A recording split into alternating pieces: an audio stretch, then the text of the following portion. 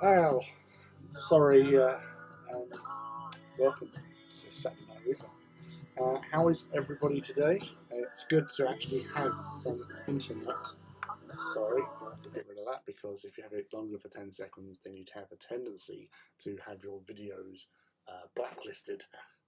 So far, I've avoided most of these, and sometimes I have gone over the 10 seconds, but certain companies don't like their tunes being played on YouTube via YouTube, you know, content creator.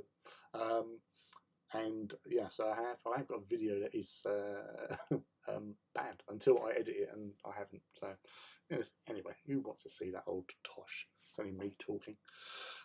Luke, well done, congratulations. First, legitimate first as well, and or firsts.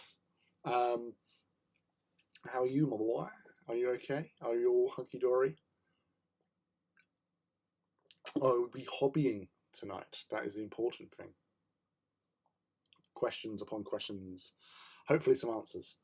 But yeah, so wasn't on for the last week or so because two reasons really. Bad internet on two occasions, on both the last two Wednesday streams, and last Saturday. Sorry, last Saturday I was away at Beachhead for a Titan walk on the Saturday, and the Luke pulled off a world's first in Titan walk history by getting the killing blow.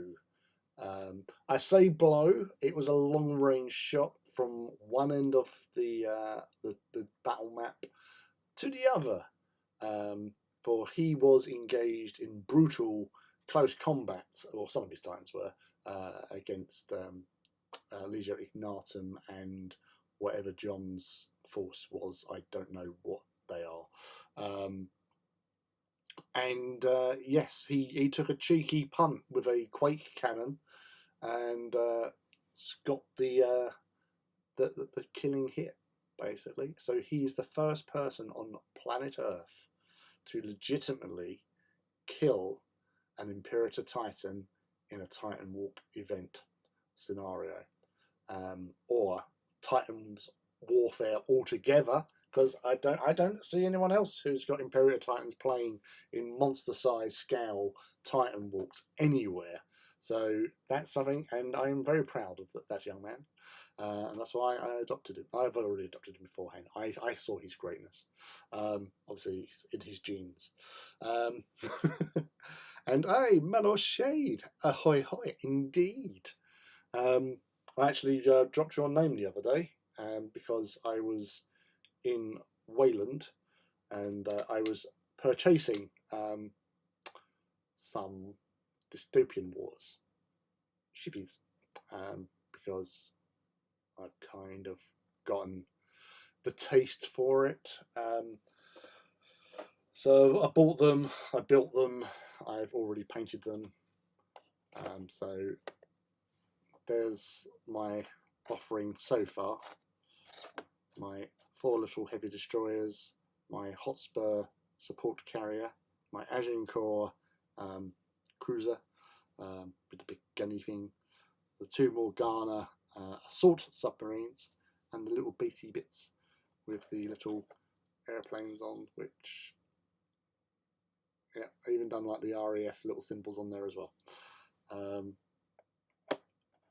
So yes, I've quite enjoyed doing them, and I did get the Britannia box set as well. So that's to follow. So these are I bought these on Monday, built them on Wednesday, and painted them Thursday. I think, yeah, Thursday, all done. So yes, the little plane on the little deck. I did also build these without instructions because I did not realise that the instructions were online for them. So obviously these ones don't really need that much figuring out. I did have a few issues with that thing, but now I know that all the information that I need for building these things is easily found on the Dystopian Wars website. And actually, Luke is now also thinking of getting some Dystopian Wars action going as well. So it's me, Phil, our friend Paul Easterbrook, who you probably not met because he's like jumpsuit, but he's one of Phil's longtime friends or whatever. So he's got Imperium, the Germans. Is that correct? I think. Phil's got the Russians, the Commonwealth, and obviously I've got Crown, and Luke's considering the Antarctica dudes. But yeah, I've really enjoyed these little dudes. They're kind of cute.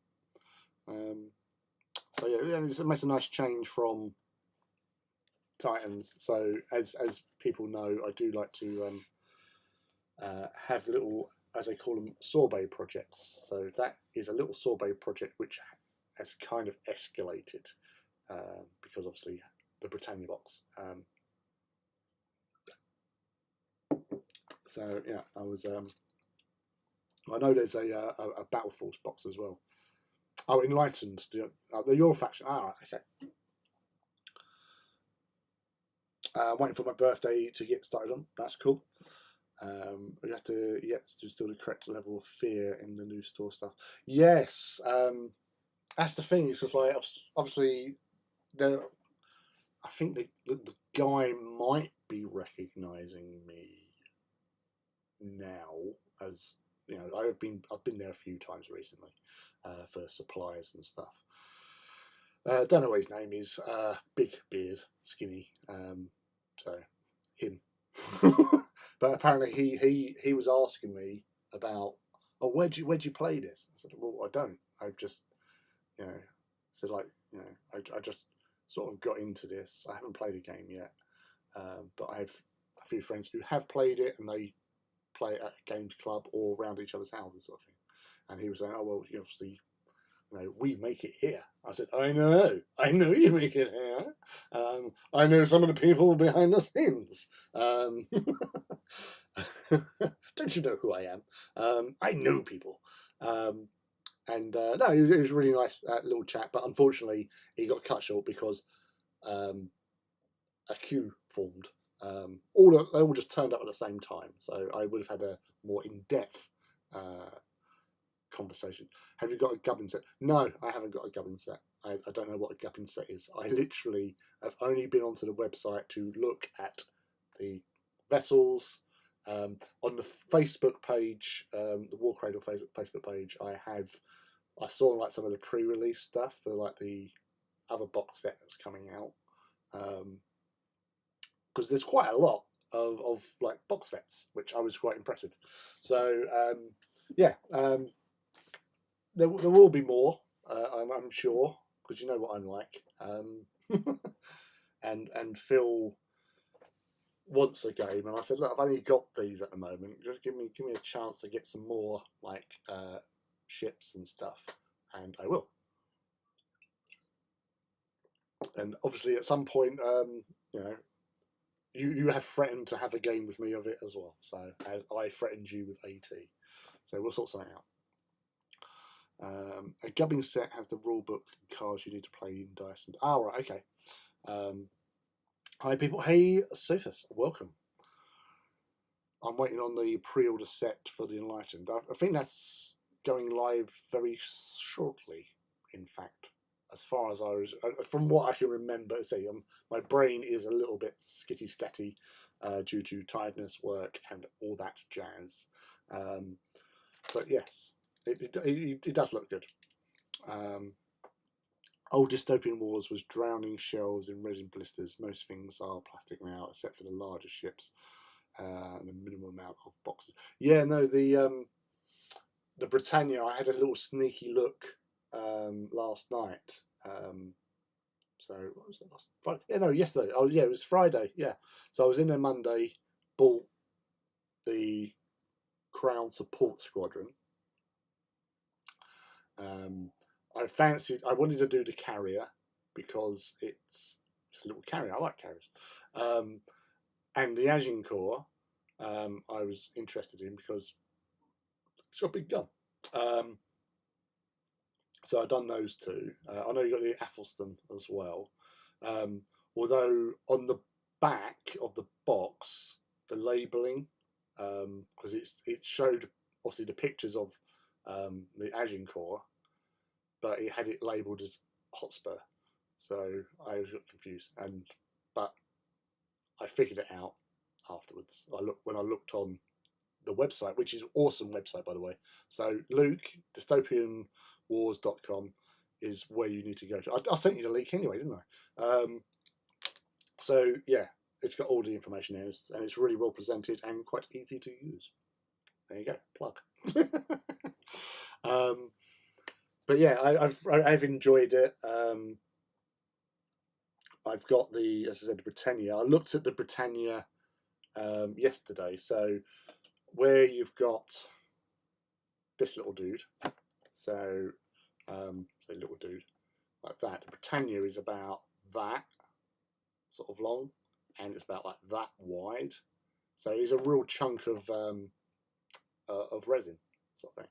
And the way I looked at it, it was £44 in War Cradle in Whaling Games.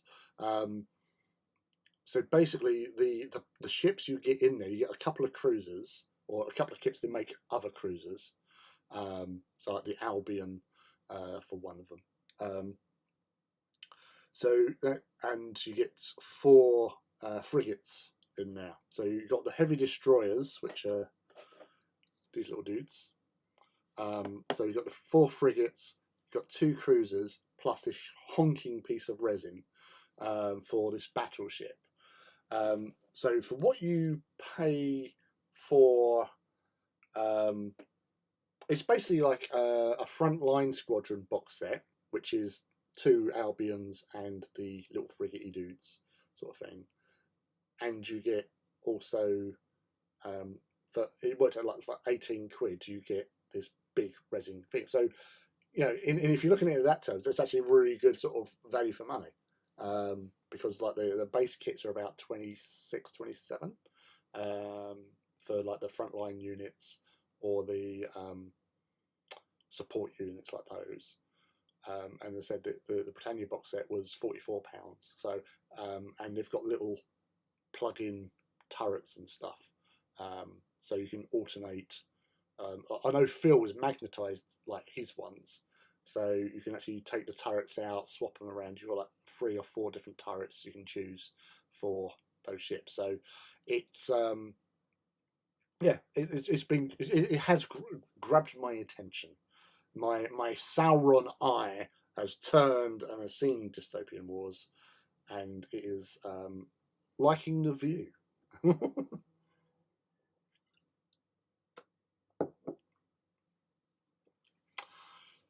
If you look elsewhere, you may find things cheaper. We'll never discount our own stuff, but other retailers are free to discount.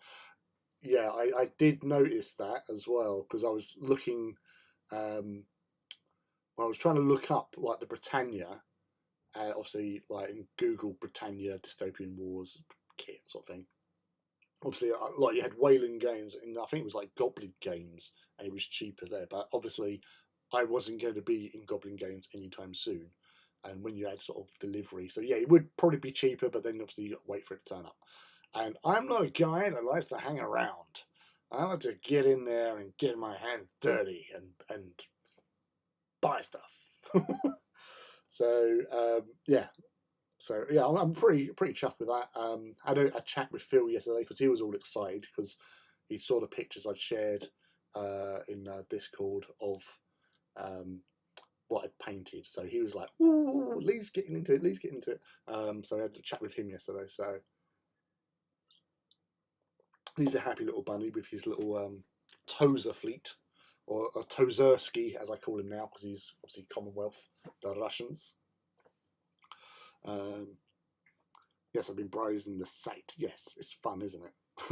and also the artworks as well are really cool, and you can download them, which I just think is brilliant, because they're quite good, high quality. Because I'd actually, I did download.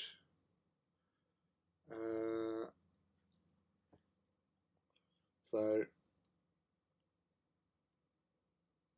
that little puppy. So that's the Victoria box set, because I downloaded this because of it had the planes. So I was trying to figure out what colour, and obviously what I did with those guys. So the little dots with the things there. So that was I went over them lead belcher, then Corax white, and then I used Griff Charger grey, and then just done. Oh, can't remember what it could have been Inky by Darkness, and then just a Scarlet, Evil Sun Scarlet. But yeah, the details, like the artwork, I can't. Focus camera, focus. No, you're not doing it. No, it's not doing it. But yes, it's really, you know, high definition. So that's pretty cool. So yes, so that helps out with the painting side of things at least. So all good, all good. What we got here? Too many manufacturers sell to other stores and are competing with prices which we don't agree with. We use a German freelancer to cover out easy. Yeah, no, that was you know, really impressive. As I say, it adds to the whole, you know, feel and aesthetic as well. So yeah, I've been enjoying looking at them. It was because when I was speaking to Phil the other day, it was like I've seen his ships up close, because when I went round there the other week for a chin wag, so I've seen his Commonwealth fleet, and I liked the Commonwealth like aesthetic, the looks that they've got, the ships as well. But he was saying obviously he had them. His friend Paul had the Germans because of the box set, and they split the two. And then obviously they've been supplementing the rest of their stuff with bits and pieces. So they're all set up, and they've got another two friends as well, apparently, who have got into this as well. So there's another Crown player, and I think there's another enlightened chap, a guy called Badge. Don't know if you know him from up South End way. So they've got a little group there, but obviously Luke's looking at getting in with the enlightened dudes. So that's another player, and myself, eventually player. But yeah, it's really, really quite cool. Quite enjoyed it. Well, painting them anyway. They're good little models. So I've got my little sea fleets. I've got my little walking battleships.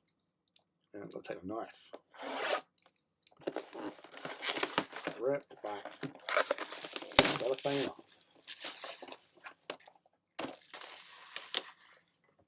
Now, this one, I know exactly where I got this from, because this was a birthday present from my friends Simon and Gail Price. Because when I was up there last May for the Horus Heresy Open Day, I stayed over their place, and when I came back from the event, I found well, they said like, oh, have you checked underneath your, because I folded up my stuff, like my stuff was ready on the side, and they said, oh, have you found anything? What, underneath your clothes? No. And I got upstairs and they'd deposited this little chap.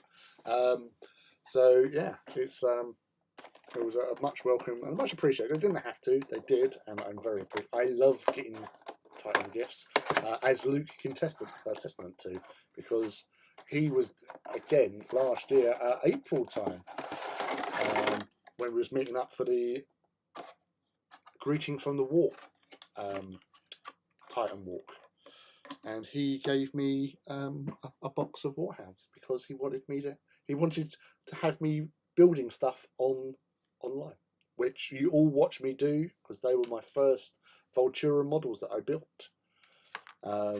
So yes, so that was Luke's fault. So yes, it was very nice of him. Bless him. Oh, hello, MZ. Hello, welcome.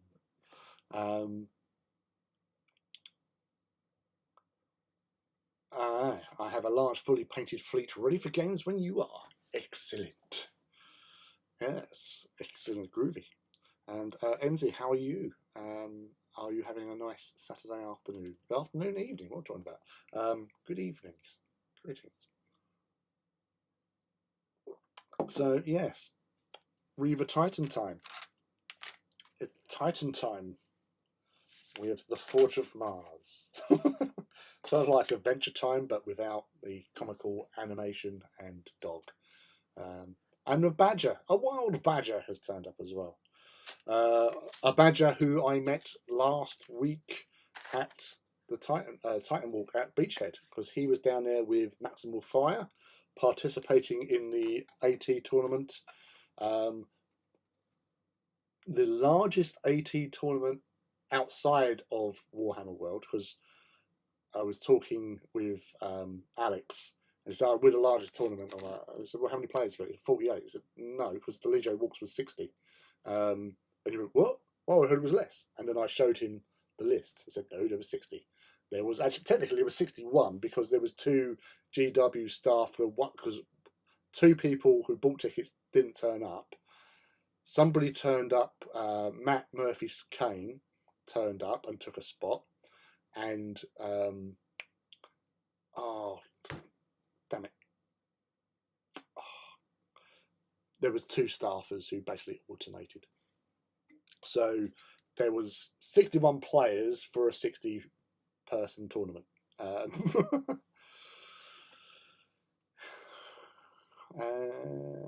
okay. Made myself a brew, nice, and joining your live. Thank you very much. Always a pleasure. Never a chore. I forgot to find you, Badger. I did tell you the badger was loose in the room next door, running rampant and causing me a headache. He was a right little shit. Basically, we'd set out all the War Masters and we'd taken some videos, took some pictures, and then we'd done the same with the Side Titans. Lined them all up, put them out there, took lots of pictures and all that. Ooh, awesome. And then he comes swaggering over like some gunslinger and go, "Hey, I brought my thing here." And I'm like, we've done it all. So he just put it aside. And so I just took a couple of pictures just for him of his one. Arrived just in a nick of time. Yes, and then I was caught red-handed for Grand Theft Warmaster, because I had all my Warmasters and Iconoclasts and my Side Titan in my box, and Luke had brought his 2 Warmasters with him as well, and whilst he was busy beating the crap out of other Titans with his Titans in the Titan Walk, I took 40 minutes out to go round, speak with all the chaps at Maximal Fire. So like Johnny, George, Oliver, obviously Alex, Stuart, Badge when he turns up, comes in like, "Hey, I'm here." But yeah, it was a really nice group of people over there. Also, there's a few other guys as well. Duradin, who is on Instagram, who's a very prolific painter, really good painter as well. He does a lot of stuff, and he plays down at Bad Moon Cafe quite a bit. And Essex Wargamer. met them as well. Amongst other marvellous pieces, Sarah as well. Loads of people there, and they all seem to be having a good time. And they did also, on the Sunday, they put all their Titans out onto one big table. So it was like 400 Titans in total. So that is, as far as I'm concerned, the largest collection of Titans in one place so far in the world, because nobody else has done this yet. You know, even with the amount of people that turned up to the Ligier walks, you know, 60 lots of Titans, that's only 300, you know, because you're mostly doing a mana pool of 5 in most cases for the bigger games. Although there was more Titans there, because I had all my Legio Solaria, so that was like 12 at the time. So I think maybe actually a bit more than that. No, so it's 5, 3, 8. So we had 14 Titans. I had 14 Titans with me that day, and I know there's other people who had more Titans with them, but obviously in the game terms, you're only fielding like normally about 5-ish is the average. Yes. Good evening, everyone. Good evening, both. Hello, Mac. How are you, dude? It's fine. The transfers for it were never turned up, so it was a little bare. There's the things. I see Titan, and I'm curious. Guy who does stuff. Welcome, guy who does stuff. Some guy who does stuff. Just chatting through a few things from housekeeping. That's what we're doing. We're housekeeping from last weekend, where I was at Beachhead. Several of the people in the chat were also at Beachhead doing various things. All right, out of curiosity, what is your favourite specific Titan, as in class and weapons? Traditionally, it is, for me, a Reaver Titan. Because, and I can do this, because there's something else I snuck in. I ordered myself, before Christmas,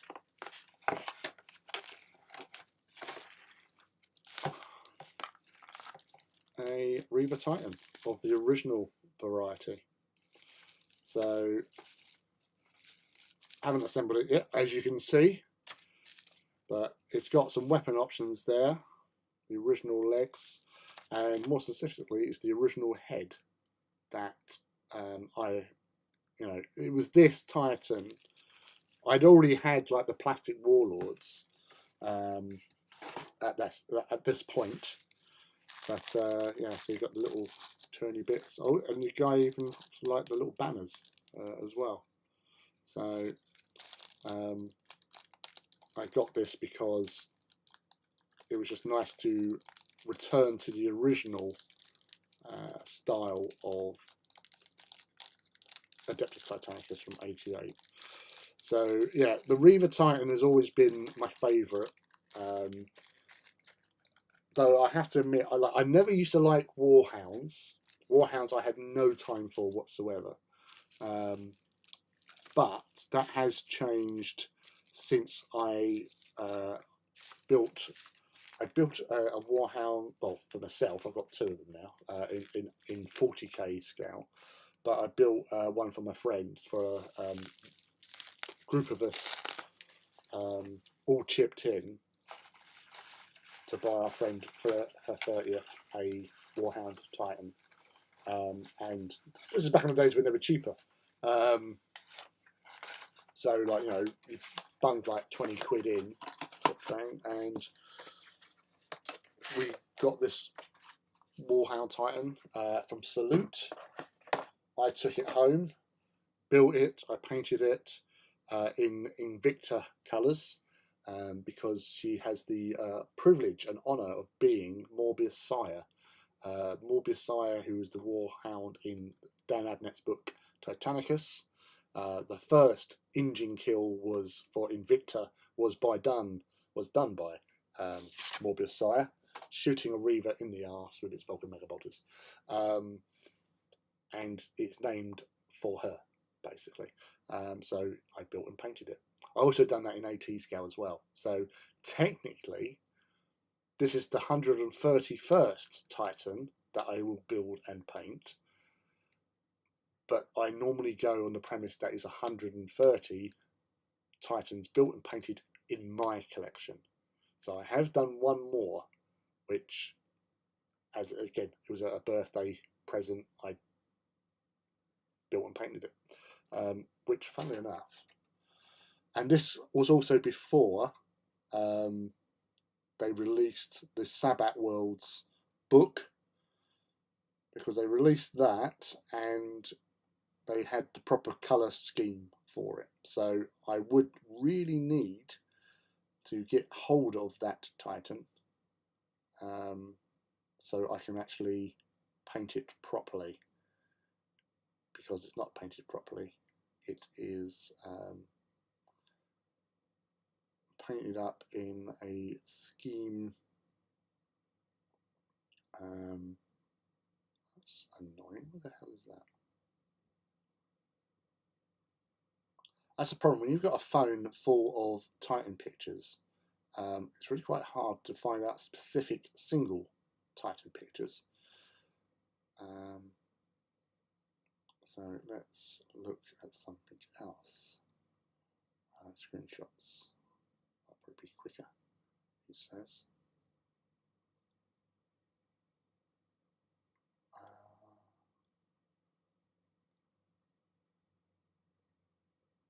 That's very frustrating. No. God damn it. I've lost it. Poop. So yes. Reaver is my favourite and seems to have twice as many as Warlords now. That's fair. Greetings, Sif Horridus. Hi, Ute Twins. The Luke. Yes, the Ivy is not present this evening. Like Alfarius and Omega. You mean Omegon. You and Rob C. And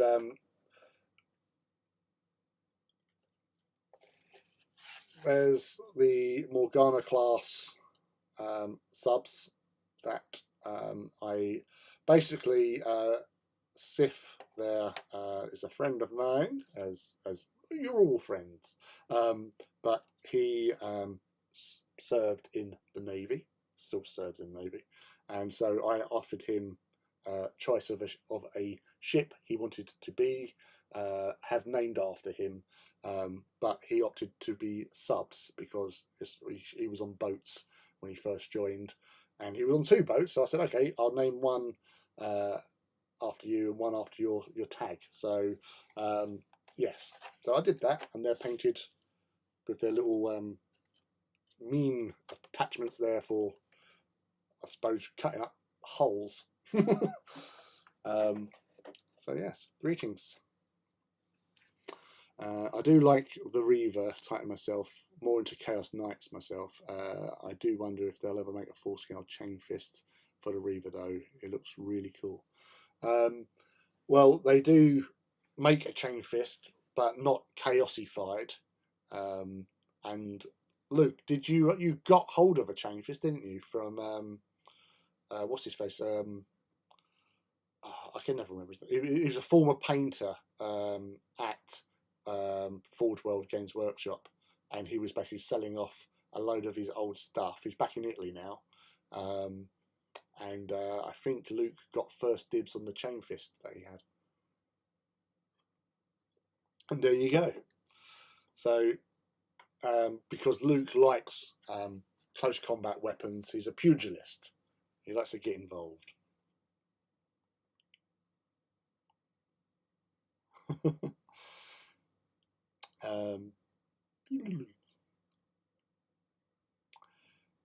The chain fit, yeah. Well, I'm sure that they'll get there eventually and do things, awesome. Hopefully, fingers crossed.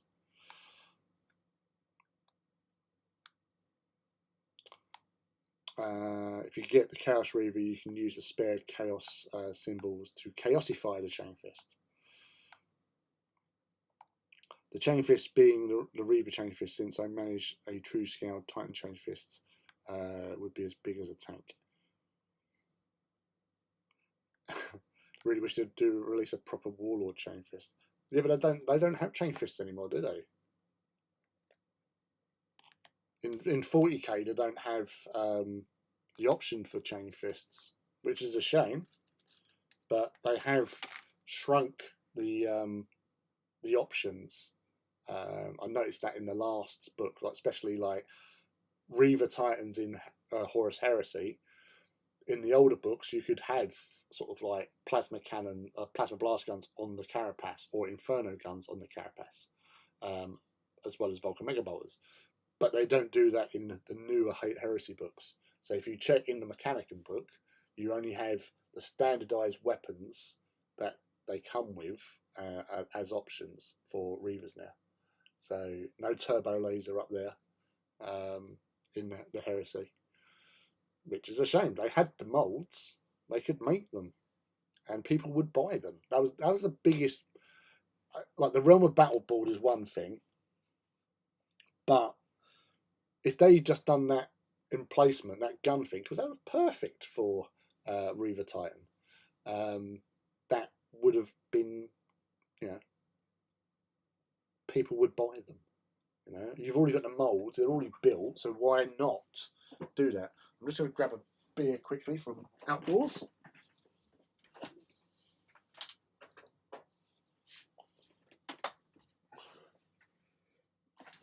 Right. So I have to see. Cheers. So yeah, it's little things like that that sort of makes no sense, and it just confuses people. Yeah, hobby fuel. It's called some guy. Hobby fuel. We need the hobby fuel.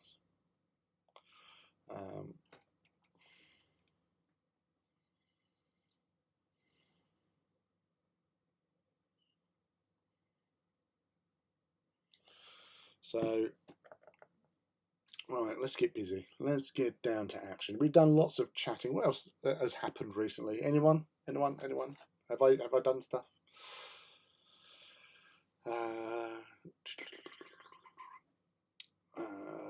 Painting my second Mortis Titan tonight to Warhound. Excellent. Mortis. Because they don't rules for stuff they don't make, so only Apox on top. Piss poor GW. I kit bashed a Warlord Chain Fist for my Vulturum. It looks pretty mean. Yeah, I would say it's doable, but it would just be nice, if you've got the rules for them, then to have the actual model for them. But it takes so long. Like the original book 5, when they released the rules for the Warlord Titan. So you had the Ariok Power Claw, you had the Sun Fury Plasma Annihilator, you had obviously Quake Cannon, you had Volcano Cannon, missiles on the top, las blasters, sort of thing. But you also had the Saturnine Laser Cutter, which we've never seen. So, las cutter, sorry. Saturnine Las Cutter. Never seen it. So,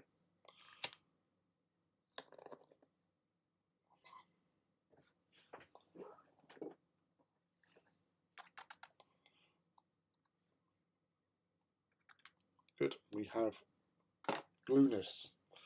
We have the glue. A bit like Vulcan Mega Bolter for the Chlorine AT. Yes, it does make. That's because it's Vulturum and it's the best. Aiming to paint the starter box. All ye painting Titans in a day, one paint, one Plague Marine over the course of the week. It doesn't matter how fast you are, as long as you paint. It's a hobby. I paint fast. Other people paint slow. Some people paint better. You know, we're all different at the end of the day.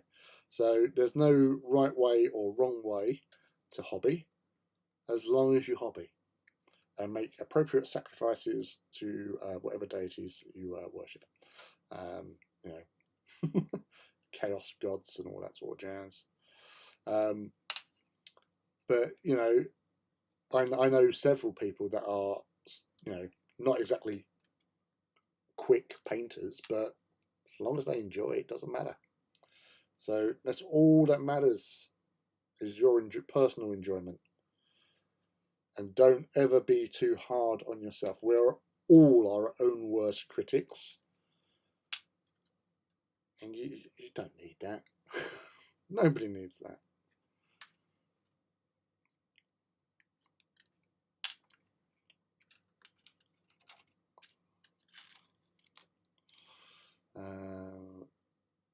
I did Angron in 4 days. So everyone does it differently. I'm slow, 3.5 years for First Warlord. Again, it doesn't matter how fast you are. It's getting there. It's completing the objective. And as I say, it's just to have fun. It's a hobby. It's meant to be relaxing. So don't get stressed out. Doesn't matter who is next to you and they're painting at like warp speed. Just do it in your own sweet time. I find, which we've discussed before on live streams, being able to get yourself motivated easier. It normally helps out if you're participating in games. You know, when you've got, I've got 2 months to get these units for my army. That is a really good incentive, because it does put a rocket up your ass.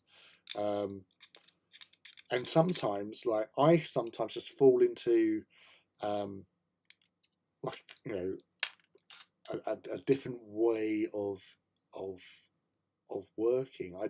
I call it getting into the zone. It is quite simply just getting into the zone. Like last month, for example, I painted quite a lot of stuff. There was a squad of Alpha Legion Efrits, a squad of Headhunters. There was 3 Warlord Titans.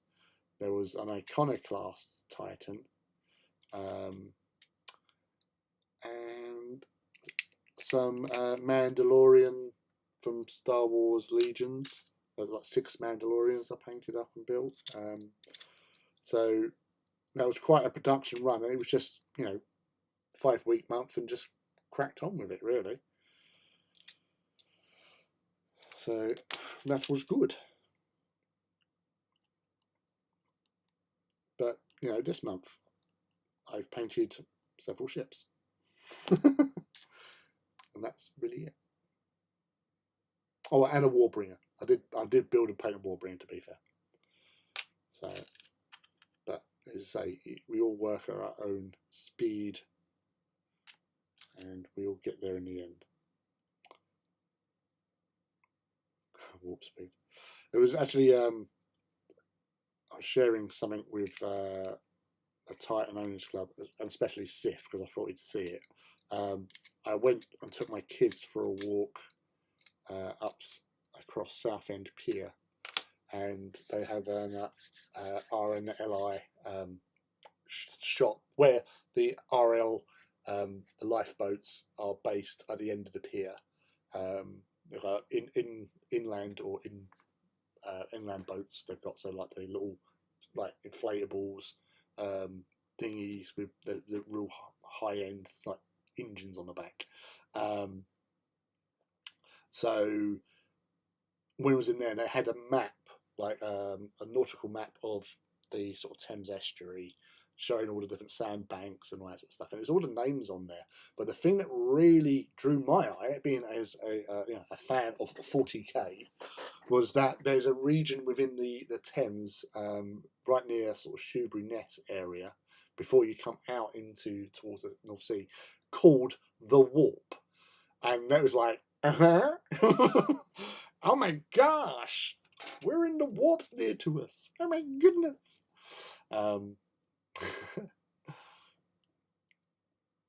And saying that, you did Warlord 10 quick. Oh yeah. The Titan Owners Club, Titan Walk spur me on to complete stuff.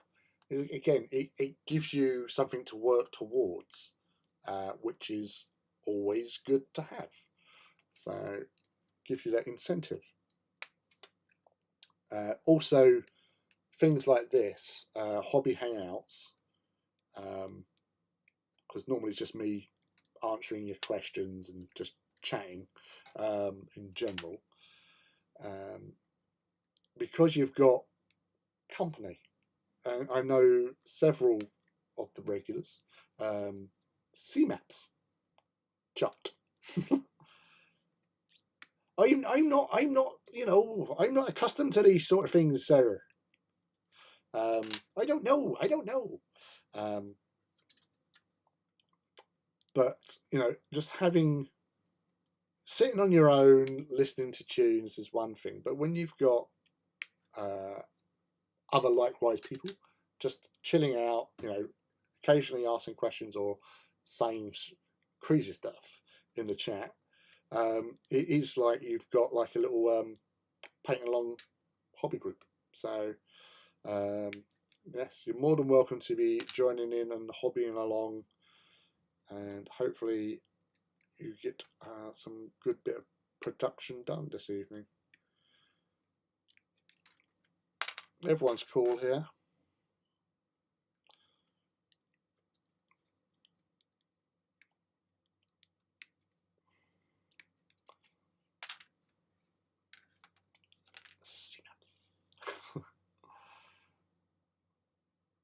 I also have no Titans to build now, which is upsetting.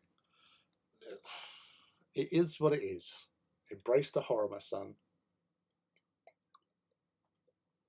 But like with my big guys, I always end up going back to them, doing touch-up paints jobs, or working on more detail. So a Titan's never really finished. So I'm sure that there'll be times you'll just look over to your display and go, actually, I can do that, and just do something, and then it makes it even more awesome.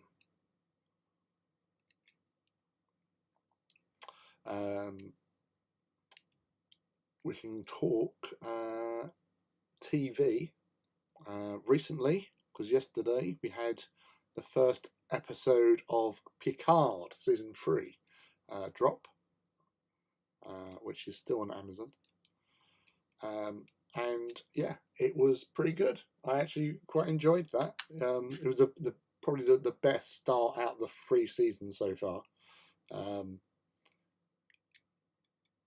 But they've gone sort of, because this season they've got a lot of the Next Generation crew being involved. That probably adds nostalgia and all that sort of stuff. Ant-Man also came out. Well, that's cool. But yeah, Picard was actually pretty cool. Ant-Man hasn't, from what I saw this morning when I woke up, I was like looking up. It had some like on the old Rotten Tomatoes. It did not have a good score on the people that had seen it, sort of thing. So I don't know if that will change. Ant-Man is like the original Ant-Man was hilarious. Riker got all the best lines. Yes. Well, it's Riker. He's been in everything. He hasn't been in it. Yeah. That's the thing. He has been in a lot. He was in Voyager as well, or he pops up in Voyager or something.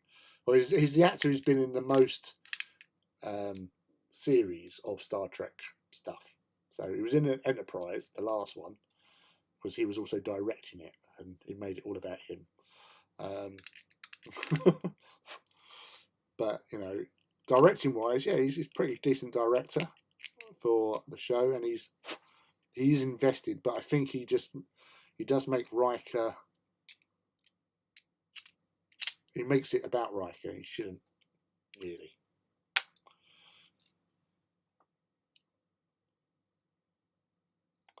I thought it was good. It wasn't the best, but it's setting up Phase 5. Oh yeah, and yeah, Lower Decks as well. Yeah, so he's been in. He was in Deep Space Nine, wasn't he? Or he was playing Thomas Riker. So basically, he's still Riker. Enterprise, Lower Decks, Picard. It's whether or not he was in Voyager or not. I can't remember if he was like in a sequence or something.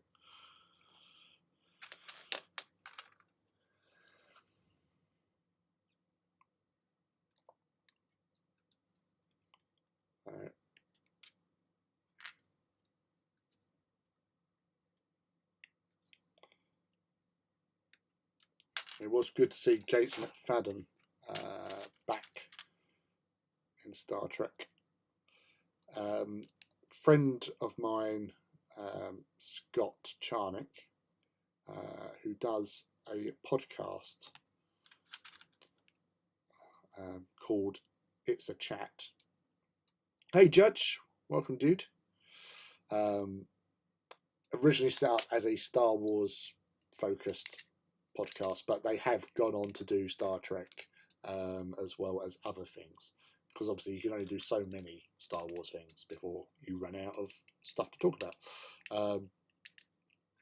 But they did go through the original movies and the next gen movies they went through as well.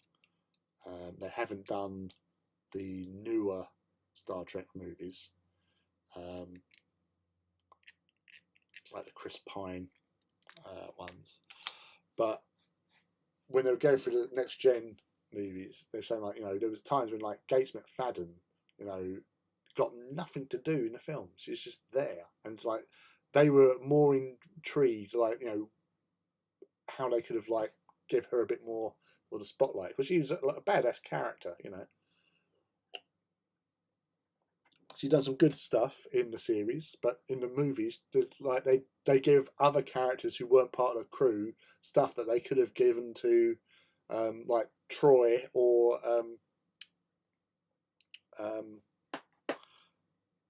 oh, I've forgotten her character name. Just Gates McFadden, Crusher, Beverly Crusher.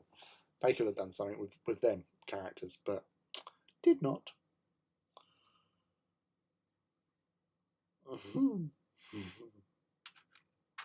Grass. Yeah, it's disappointing when you have potential to do some awesome stuff with some characters that are beloved characters, but it was, again, with Next Gen, it was all really Picard and Data focused.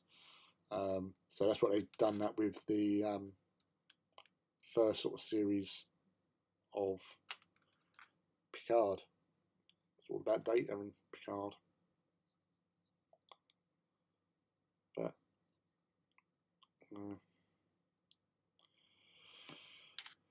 Riker's been in a few, so he's probably sated, or maybe not. Who knows? But it was enjoyable. Another TV series I've actually been watching recently is on Apple TV. Slow Horses, which has Gary Oldman in and Kristen Scott Thomas. MI5 shenanigans. I actually really have enjoyed it. Like the seasons, it's on the second. I think there's only 2 seasons, but there are only like 6 episodes per season. But it's really quite well written. It's got some great scenes, and Gary Oldman's character is pretty, you know, where he played George Smiley in Tinker Tailor Soldier Spy. He's not George Smiley at all. He's a right bit of a scumbag, to be fair. But he's quite good. He's quite funny, and well played out as well. First Contact is the best of the next gen movies. Yeah, that was one of the strongest ones for sure. Yes, it was. Yeah. Other ones not so great. Alec Guinness was the best George Smiley. It's Alec Guinness. Alec Guinness was just pretty awesome in everything he did, to be fair. Because it's Alec Guinness. It's Alec fucking Guinness. And not because I'm, I loved his Obi-Wan. Oh, hello there. But he just had that, that wit, that charm. He could turn anything and make it better. Bless him. So First Contact is the best next gen movie. With the original movies, and this was something interesting as well. I found because where I was listening to my friend's podcast. Hey, Engine Phil Swan's in here with a decadentness that is very Russian, I find, with his Engine Filski. We were talking about dystopian wars earlier on. I'll come back around anyway, but we're talking Star Trek at the moment. So where they would what they'd do, they'd watch the movie again, take notes, and go through it. They watched the motion picture. Now, motion picture was always like that, and Star Trek 5, Final Frontier. Final Frontier is hands down the worst. There's no redeeming that movie. It's yeah.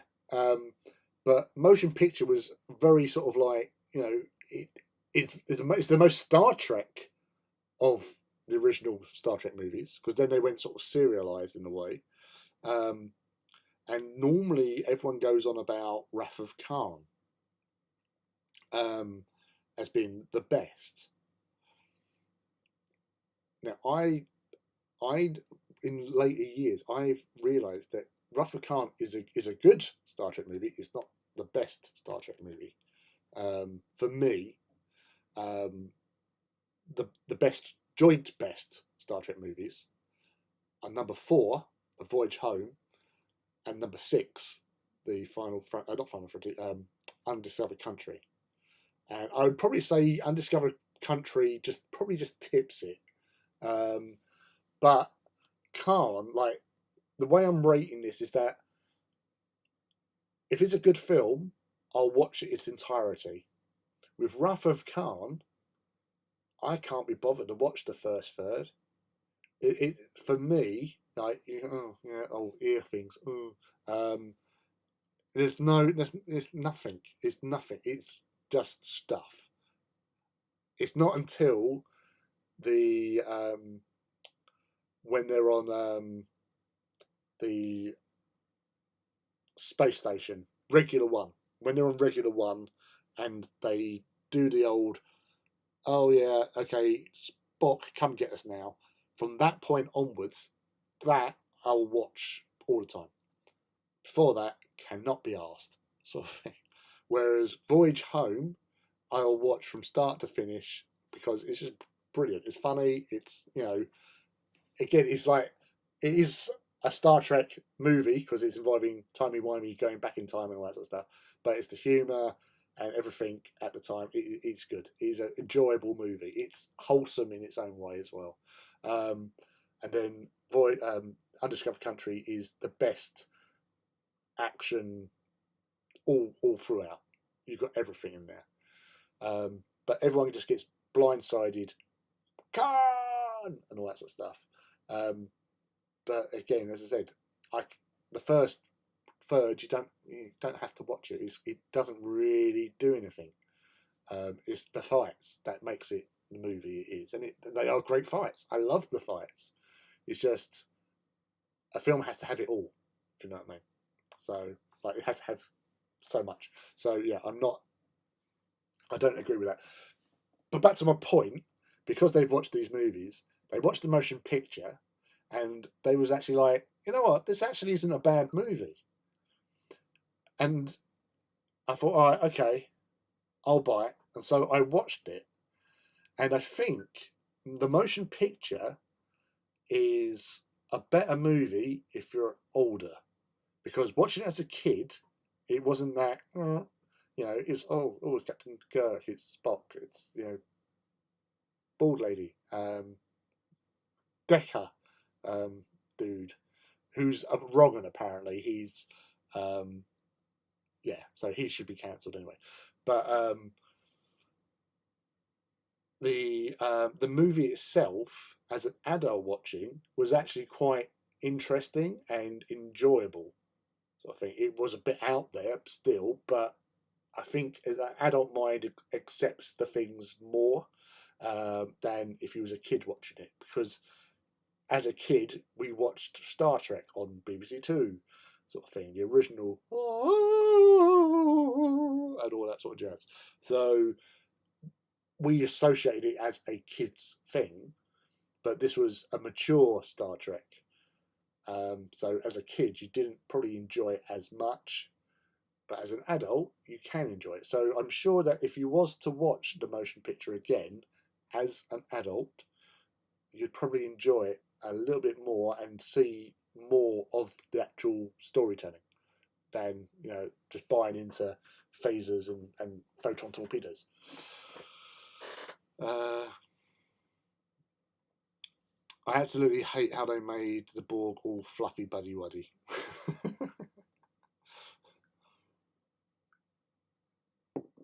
Yeah. Because that was last season's Picard, wasn't it? But then that's a whole different thing. They've been assimilated in a way. Counter assimilation. The thing with motion picture is that the special effects company were fired halfway through production. Their replacements were very pressed for time to deliver the footage, hence the director. Yeah, and those sort of things don't help when you're trying to, ride on the coattails of Star Wars, because that's how that movie got made, because Star Wars was just a monumental success, and that's what brought Star Trek back.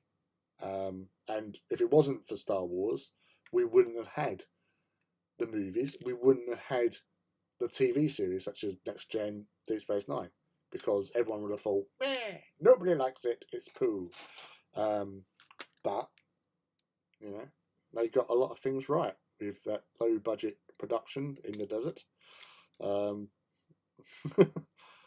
It done all right, and everybody wants to make money.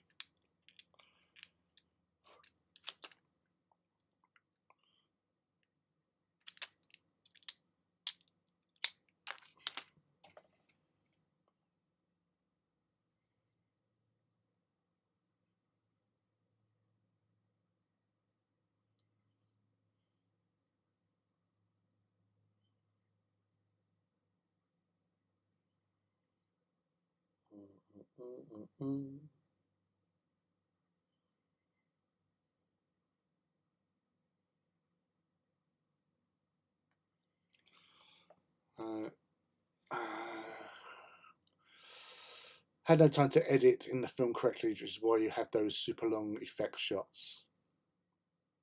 Motion picture was originally in production as a TV pilot. Star Wars saw it pushed into motion picture. That's what I love about you lot. You have all this awesome information to your fingertips, and add to the conversation, and knowledge that we all learn stuff. The Jem'Hadar was awesome. Jem'Hadar, yeah, as a bad guy, there was actually them and the Founders, the Dominion, were pretty cool. the Borg were the big bad, and as in the motion TV series and the movies, they served a purpose. But obviously they have been made a bit more fluffy. 7 of 9 probably helped. But it's you do find that sometimes you get these little changes that occur, and people start liking things that, like, there was, hey Chrissy, we've you completely throw me off my track now, Chrissy. Thank you. Yeah, sorry. It was Star Wars related. Sorry, it was something. I was reading something today about how, like, Disney are trying to make Vader like a more sympathetic person, because there's speculation about with the Mandalorian season 3 that Grogu was actually saved by Anakin. That's all right, don't worry. And they're like trying to make Anakin, like, conflicted or whatever. He's just gone out and murderized a load of younglings. What's gonna make him change? Oh, I won't kill Grogu because he's only a small baby. No, he's just murdered all those younglings. He's not going to suddenly go, oh no, I think I'm going a bit wrong here, or thinking that, oh, he reminds me of Yoda. But Yoda was stopping you from getting what you wanted. So why would he have affection for Yoda?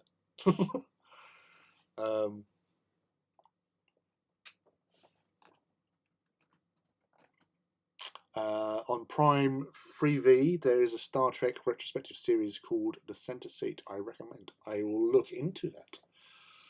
Best part of 66. Oh, my son. The youngling. What about the younglings? But you killed the younglings. Jeez. Have they seen the end of Rogue One? That's the thing. Like, that's the whole point. That's the tragedy. The tragedy of Anakin Skywalker. I think it was one of the few things, like with the Obi-Wan series, they got right, was like when Obi-Wan and Anakin facing off, and Anakin basically said, I killed Anakin Skywalker, Darth Vader, because then that ties in with the whole, a young Jedi named Darth Vader betrayed and murdered your father. So from a certain point of view, so that sort of works. What about the droid attack on the Wookiees? Well, yeah, on Kashyyyk. Like, Anakin weren't there, so why would he have any form of affection towards Yoda? Yoda was blocking his path. One of the only people that was sort of supporting him, again, I watched earlier today, was like cut footage of Mace Windu sort of like saying, yeah, he's the chosen one. We got to back him up, sort of thing. Because there's again a whole Ferrari, apparently, about saying that Anakin actually became a Jedi Master because by default, because there was no other Jedi Masters about. Not how it works.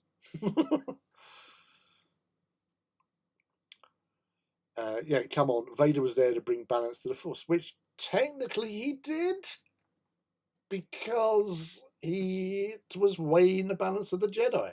So the Jedi had to die. I'm a Jedi fan. I'm not a Sith dude. I'm a Jedi fan. So yeah, that's the, that was the counter thing, was that, yeah, he does bring balance to, it may not be how you would want him to bring balance to the Force, but the Force needed balancing. I know they skirted the whole traditions hunting Wookiee thing in Star Wars Rebels. Yeah. Yeah. That, God damn you, Bosch. As a Wookiee fan, I wholeheartedly support bringing these big lizard things to justice.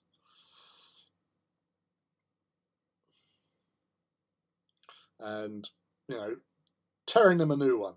Because they're bad lizard things. Yeah, those poor Wookiees. Enslaved. But yeah, they do skirt certain. He's my second favourite bounty hunter. What? How can you like him more than Zuckuss?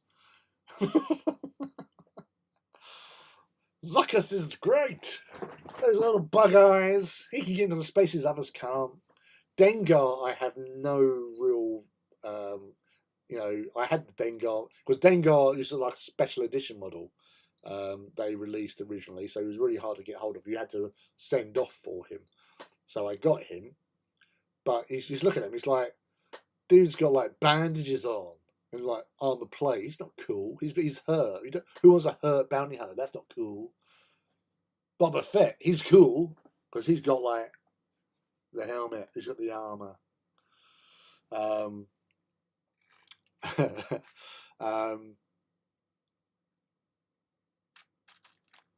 His ship isn't called the Houndstooth.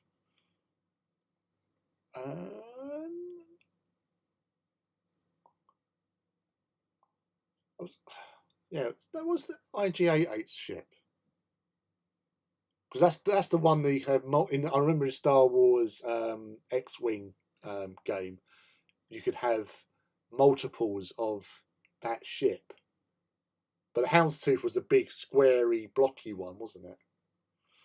IG-88 it's called, what's it, IG-11? Was it the one from Mandalorian? He's much better.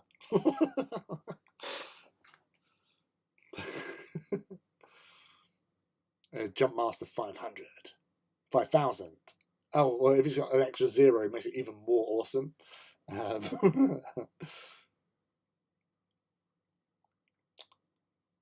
But the only cool thing about Dengar was the ship was called the Punishing One. That is a cool name. Houndstooth was Bosch. Yeah, all right, yeah. So, yeah, I was getting confused with all these ships. I read the Star Wars comics, and the bounty hunters get a lot of fleshing out. Well, wasn't a thing that like Dengar was. I think originally was the person that sort of helped rehabilitate Boba Fett or something. I seem to remember there was some connection where Dengar finds Boba Fett and sort of like on Tatooine all scarred up because he escaped the Salak pit. And Dengar was saying it was intricate to helping him out. IG-2000 and IG-88 looked like that's it, yeah.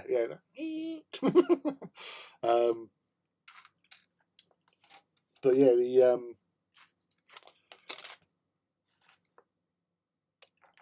it was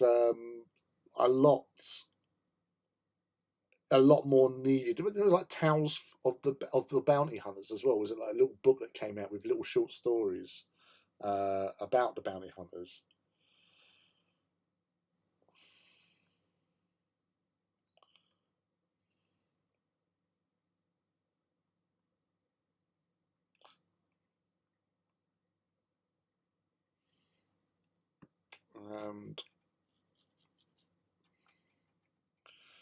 But the Slave One, obviously they've sort of skirted that as well. Fire spray.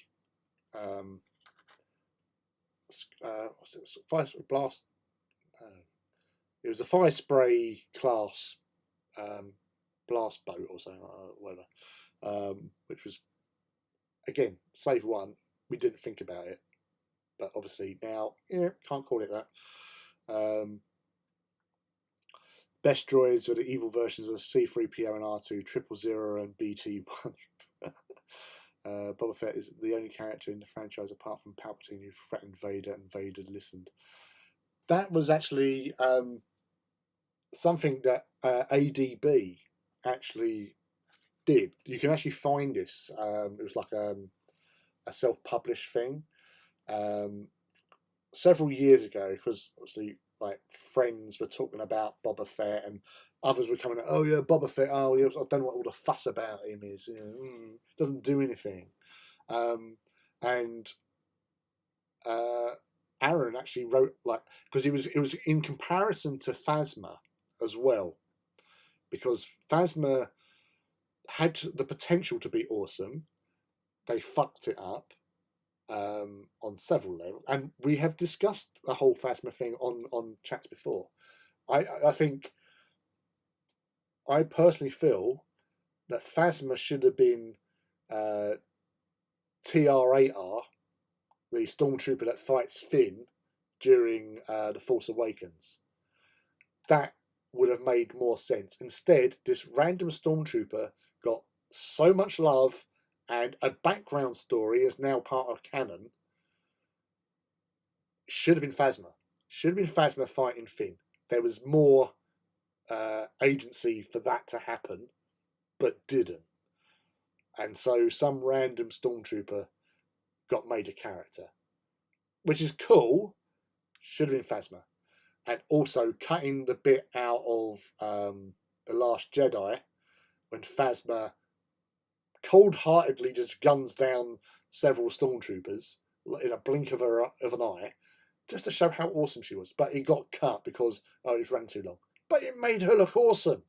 So the whole thing that Aaron's essay was about was because of like people going, oh, Boba Fett's awesome, Phasma not so awesome, and he was basically going through saying like it's all down to how the other characters treat that character. So in Empire Strikes Back, you've got Vader telling him to calm down, basically. Saying that, okay, if Han Solo is damaged, we will pay the difference, and also threatening him, saying, and no disintegrations, as you wish. Because it shows a level of respect and awareness that this character is deadly, is lethal. He's, the best bounty hunter in the galaxy. And you've got the Dark Lord of the Sith telling them to chill the fuck out, calm down, we'll sort it out. So that immediately makes that character a little bit more awesome. Who was also, everything he does, and this is what Aaron was saying, everything he does in that movie, because he doesn't do anything. Yes, he does. He hides in the trash. He follows the Millennium Falcon. He transmits the course that they're going to and allows for the Imperials to get there ahead of time, set up a trap, capture Han Solo. That changes the story somewhat. That influences the story. So just because he doesn't go around, go, ha, and kills 100 people, what he does affects the narrative. And that's what a good character does. It adds something, which it did. And we got, I love you. I know. That wouldn't have happened if Boba Fett weren't there. I'm building him up, all right? But Phasma didn't get that level of respect or only Finn initially was scared of her when he was a stormtrooper, because she was a superior officer and she was intimidating, which she would have been. But obviously that changed later on, because then you saw this cowardly side of her, and she was made a bit of a joke. But that could have been different a little bit perhaps, but that was the whole point of this story, was that it was just, shut up, Phil. I'll find that and I'll send that link to you, because it makes fucking sense. Finn got misused. But we're not going to talk about the last three, the sequels, because there's still a lot of unresolved issues between a lot of people here. And I know Phil, for one, is one of those people who has unresolved issues with that. He's already sort of stated his main thing.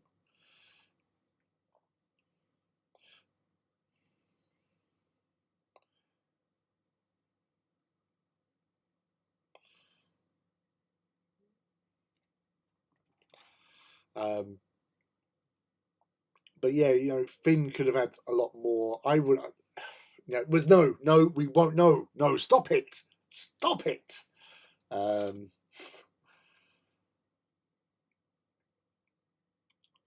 Slave One was the name of the ship. Fire Spray is the name of the model ship. Yeah, it's a Fire Spray blast boat was the original class of ship or whatever. But obviously they shortened it to Fire Spray. But yeah, obviously that's why they don't mention the name Slave One in The Mandalorian or Boba Fett. Yeah. I never got round to finishing the last two. I tried to love Force Awakens, and I really did. Oh. The more I watch it again, the more it makes cringe.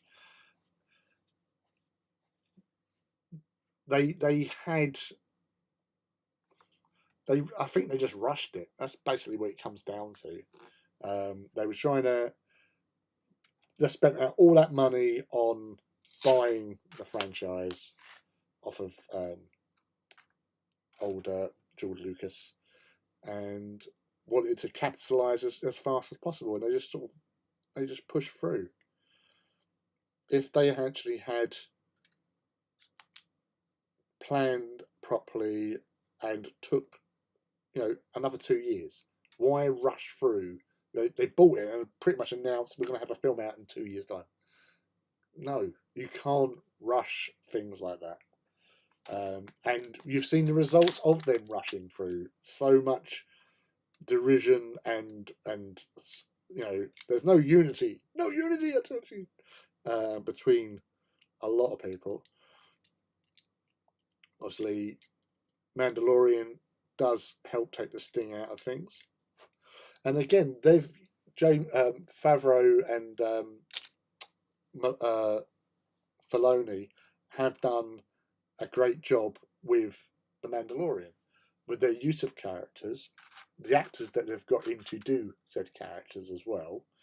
Like the whole thing with Bill Burr's Renfield, or was it not Renfield? Is it his character? From where it was in season 1 to where he's in season 2, and how that little arc, that little personal arc with him and a former commander, that gave him so much as a character. And then everyone's like, yeah, he's cool. Although I did kind of like, because it's Bill Burr, I like Bill Burr. He's hilarious. But I did like, I wasn't a stormtrooper. I was an imperial soldier. I knew how to shoot.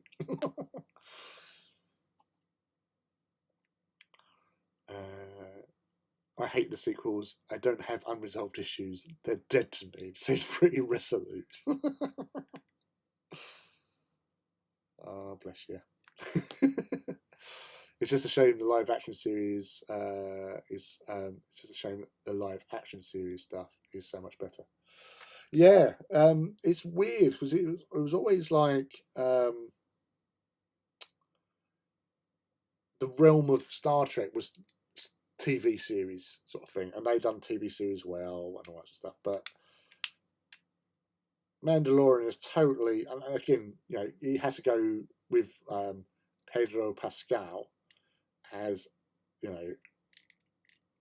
made us all love the Mandalorian as well, even though we don't see his face and all that sort of jazz. The way it's acted, I still go back to the second episode after of the first season. The first 11 minutes, there was no dialogue at all. And when I first heard that, I thought, oh, you got to be joking. So I watched it, timed it, and fuck me, no dialogue, nothing. For that first 11 minutes, and that it doesn't feel like 11 minutes, and you're in there in the zone watching it all go through and all the little action sort of thing. But yeah, it's just like, oh my god, I've been watching this for 11 minutes and I've not said a word, and you've still enjoyed it. You've still had a good time. I know Boba Fett didn't do the series. Boba Fett didn't do too great, but yeah, which is a shame. I enjoyed it for what it was, and obviously it did get better when Mando turned up.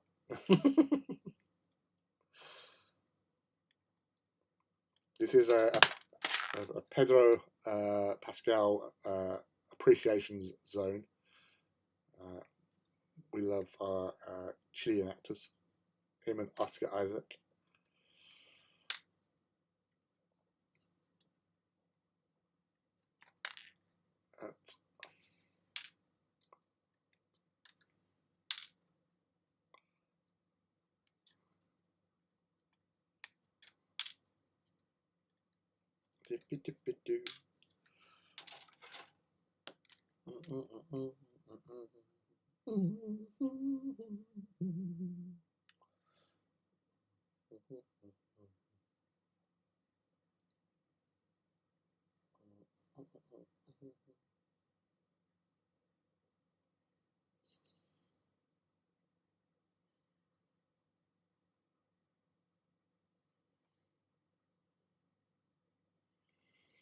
So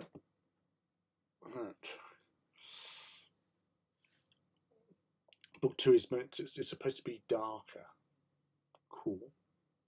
So I had a theory,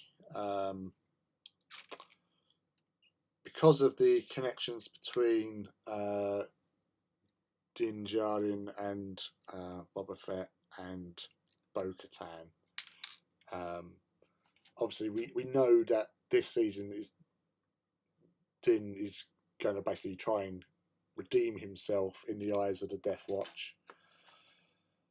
Death Watch respect him.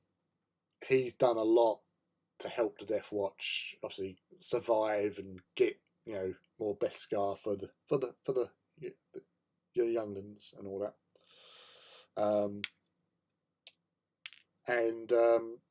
He's a good Mandalorian. He has kept to the code, but obviously he hasn't lied. He was honest. The whole removing of the helm thing. But he's a Mandalorian who is liked on all sides. So obviously, Bo does respect him. Death Watch, they respect him, but he's broken the rules, and there's only one way to redeem that himself. So he's going to do that. And Boba Fett, they're comrades. They are comrades. They do respect each other. They've had each other's backs as well, and they would, help when called for. So there's a friendship there, sort of thing. So I was thinking, because in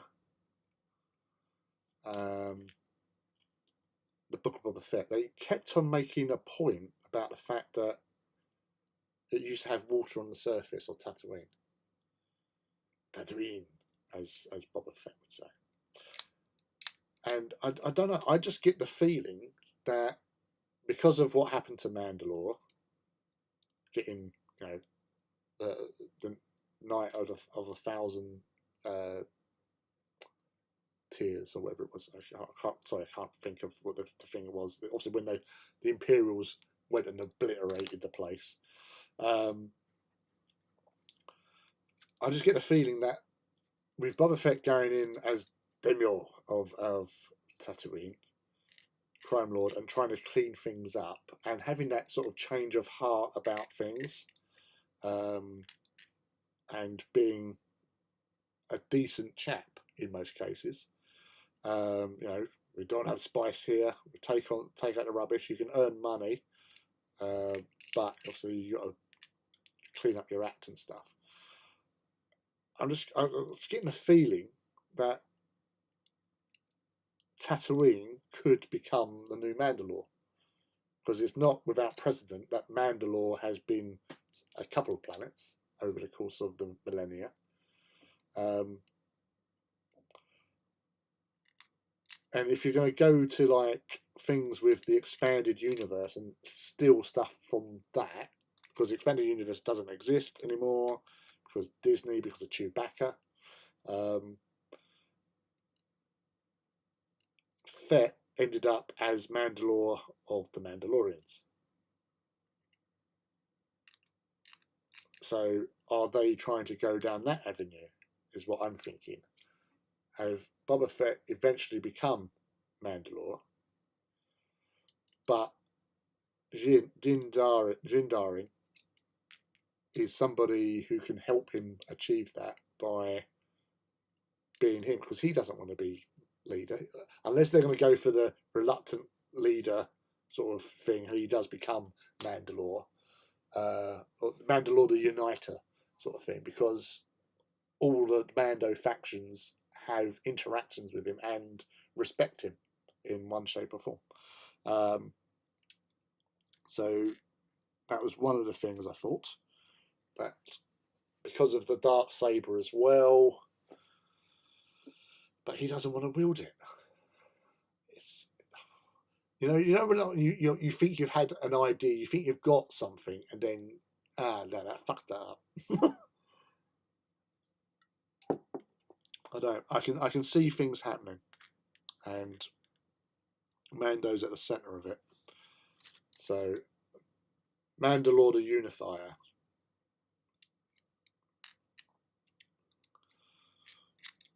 But we will see.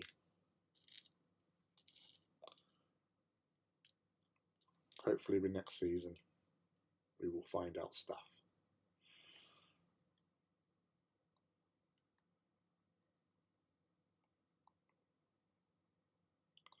Yeah, you know,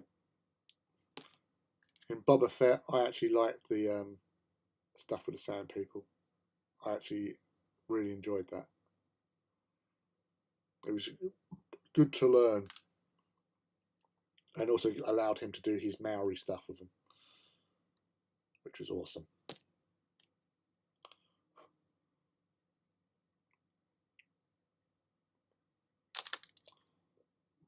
Ooh.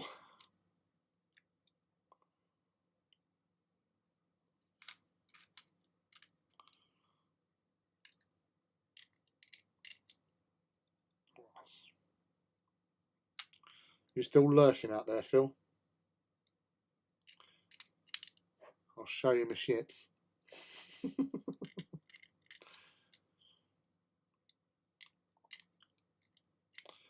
Lee was saying he's got a full force of enlightened.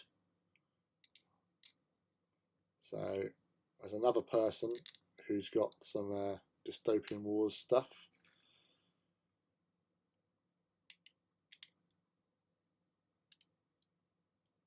Dirty lurker. He's out there somewhere. Liking, I tell you. Yeah. All right, here you go. So, my little planes. I'm really pleased with my little planes. We've even done a little RAF insignia on there. So, and I picked up the Britannia box set. But really enjoying these so far. So obviously I've got to get the Britannia stuff built up first as well. But yes, lovely little dudes. I bought a Goblin Knight on a pug. Oh, that sounds awesome. It's called Doug the Flatulent. Yes, that sounds glorious. I cannot wait to see what you do with that, Chrissy. Um, Doug the Flatulent. Yeah, pugs, bless them. Little goblins riding on a pug.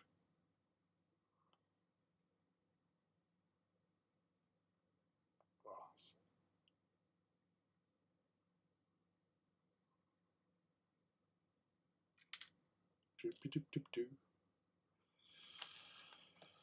Right.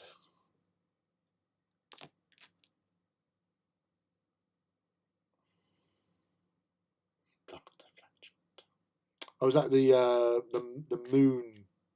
moonscape or moon thingy, isn't it?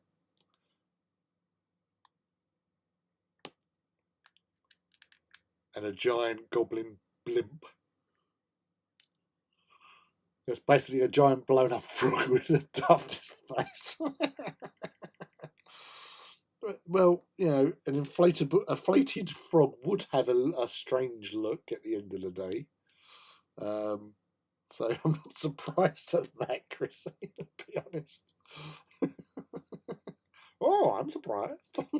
I'm surprised I'm full of air and I'm flying. That's the thing that's going to be like the worrying thing for it anyway. Like, I'm not in the water. I am in the air.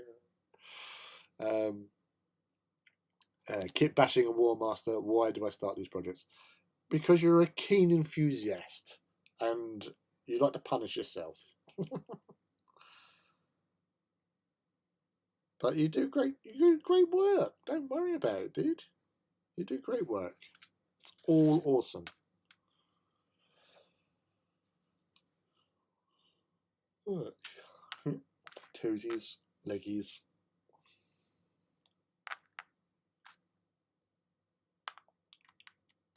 Hips. Leg. And then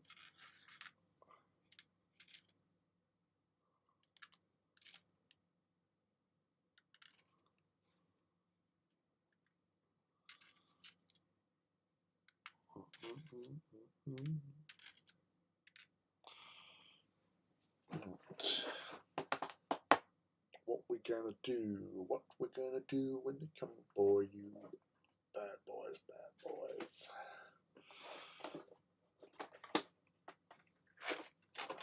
Kid bashing king.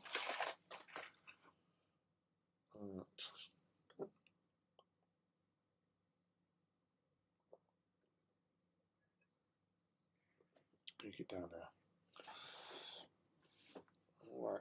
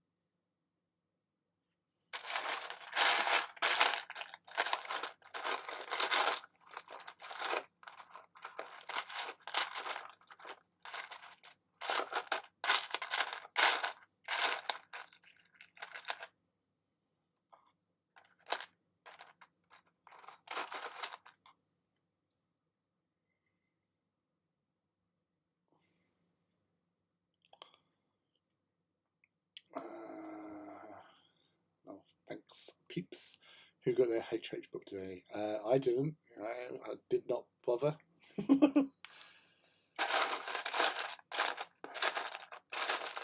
I avoided that like the plague.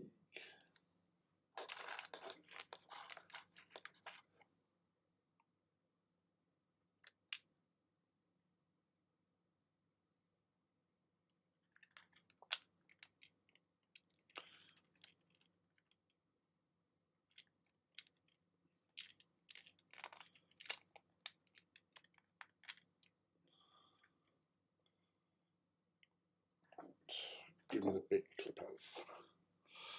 No, I say like the outrage at scalpers today was quite immense.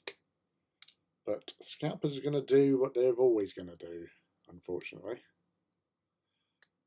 which is scalp people left, right, and centre.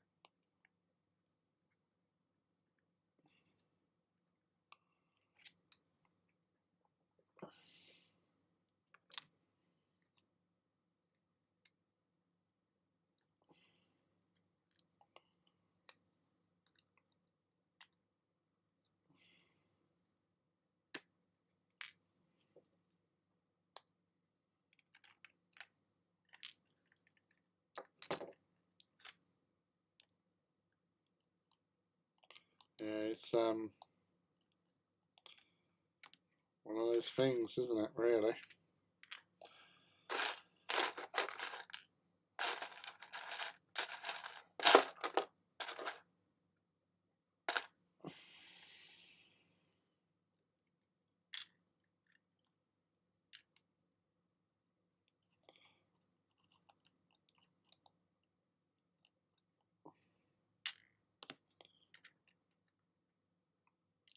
And people have paid it as well. I know there was some like $466 it was up for the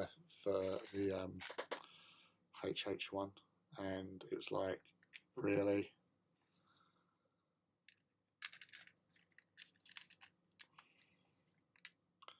Ridiculous.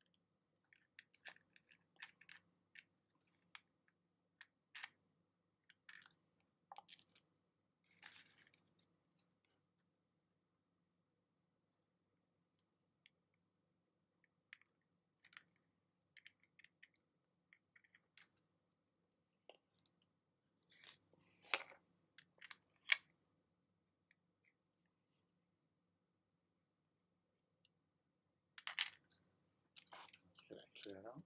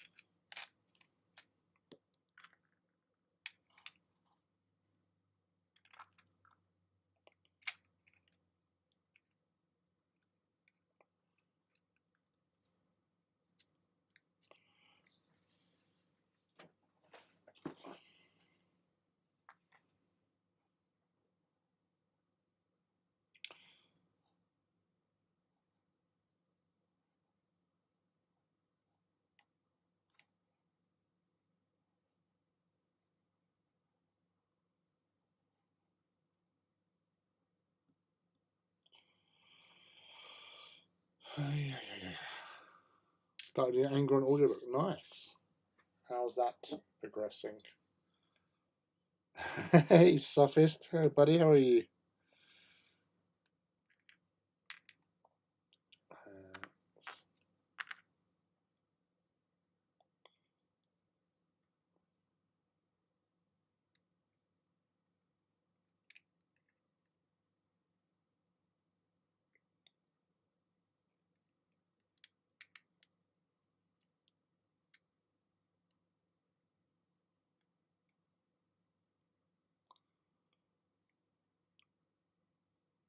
Greetings, dude. What have you been up to recently?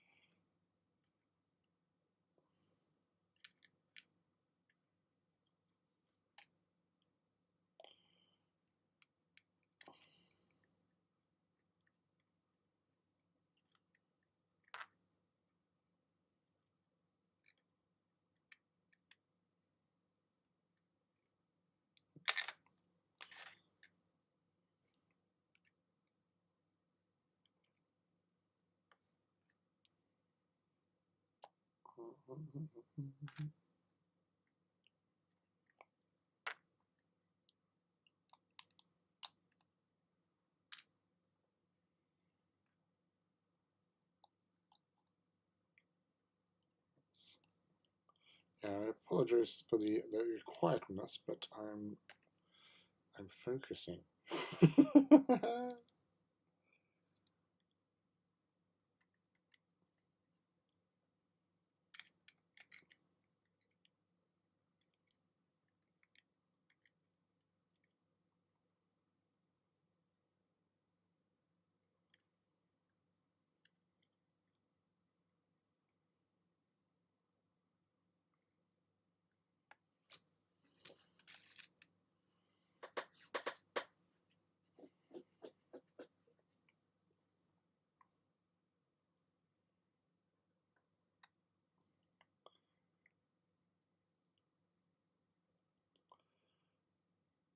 It's great so far. We finally learn of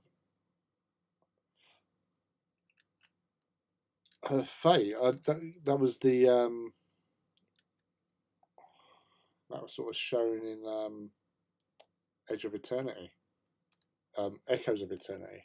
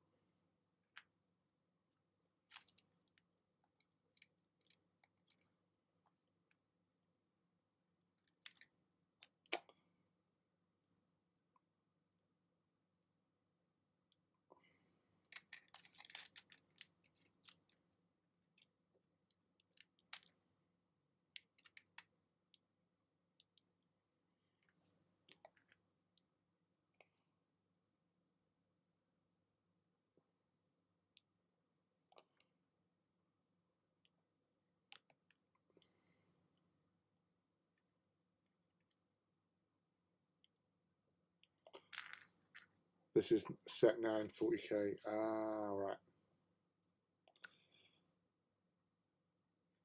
Yeah, you see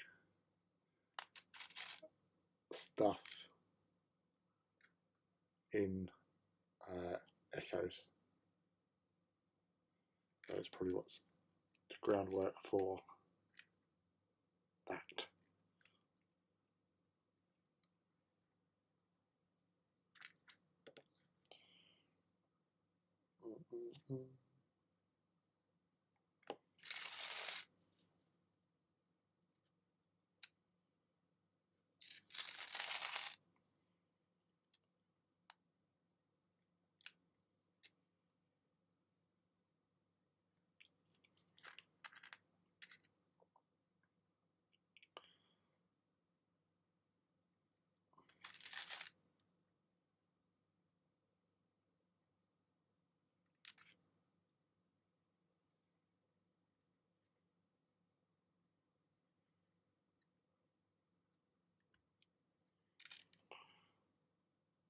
The new Angron book, not the Primarch Angron book.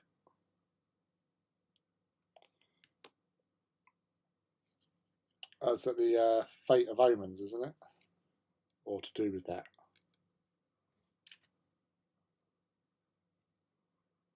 Arc of Omens, that was it.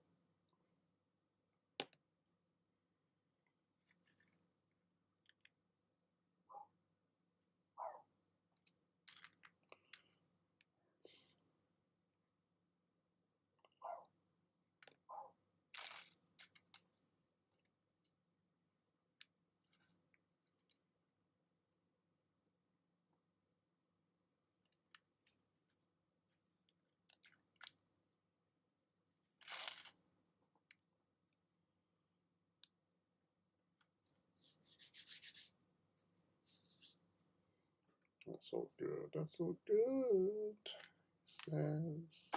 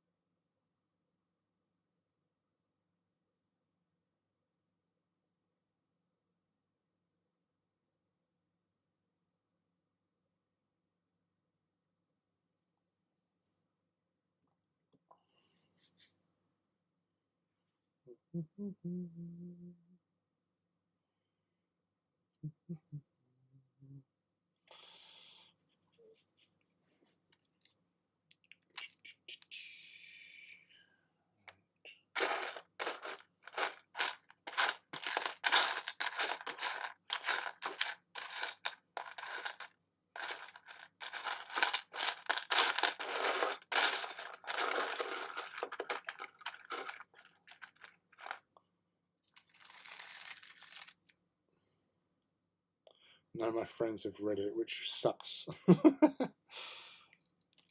Yeah. That's a bit annoying when you've got no one you can actually talk about all the awesome stuff that you see within the books. It's always about shithead.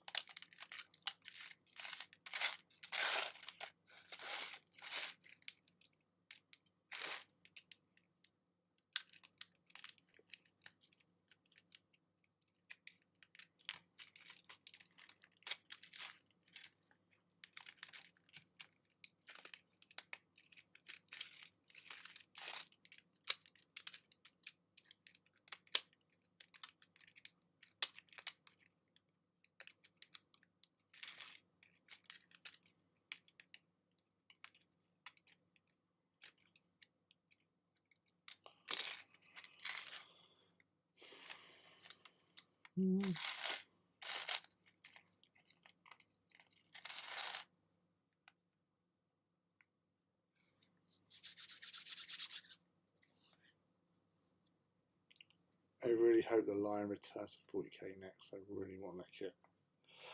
Well, if it does go to 40k, they'll do an upgraded, updated 40k GW model. They won't have the Forge World one like they did with Goodman. They'll have the GW aesthetic.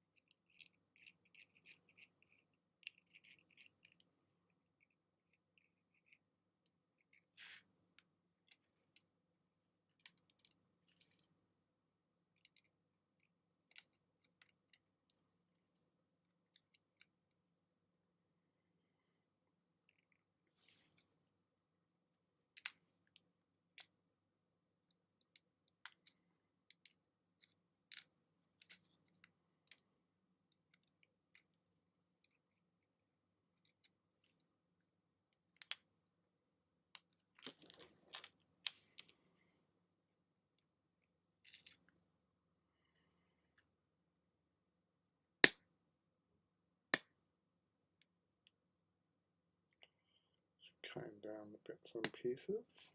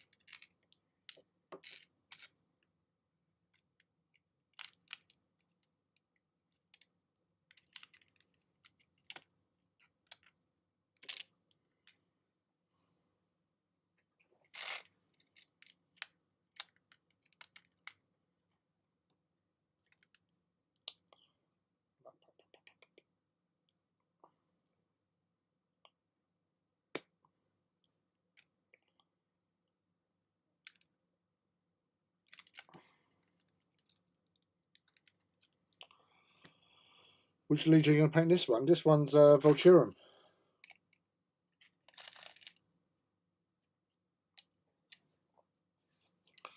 There's another one to join the party.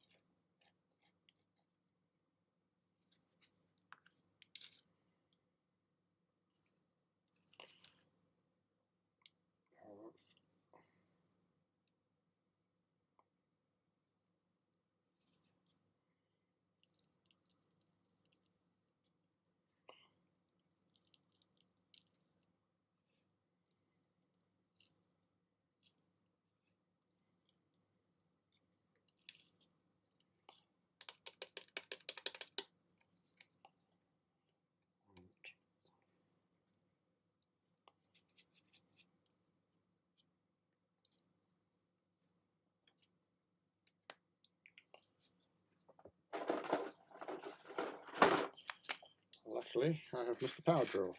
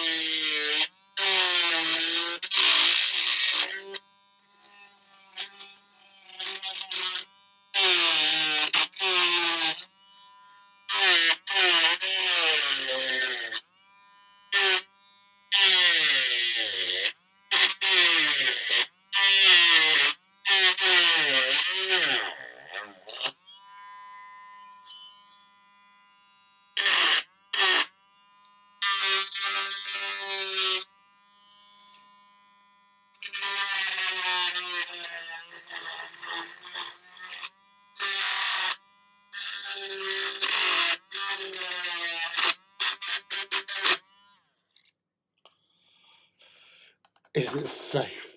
Oh, it's anything but safe. We don't do safe here. We do high-end risk and danger.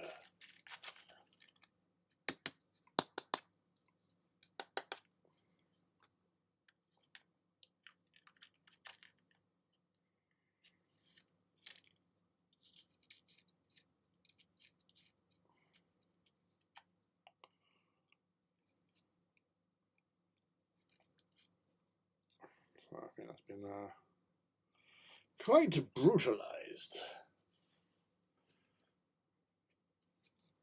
So that's good.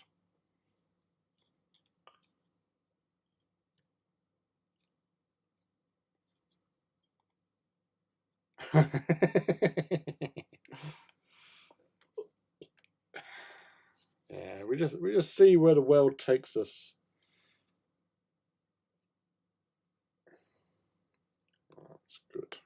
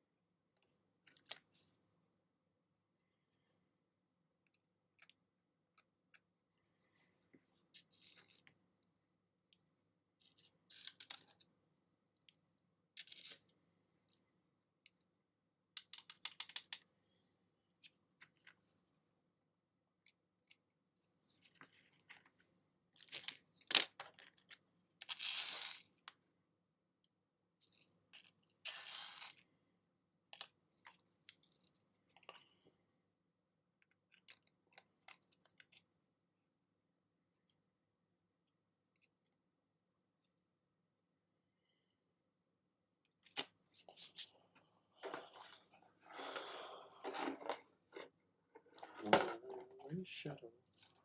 Well, shadow.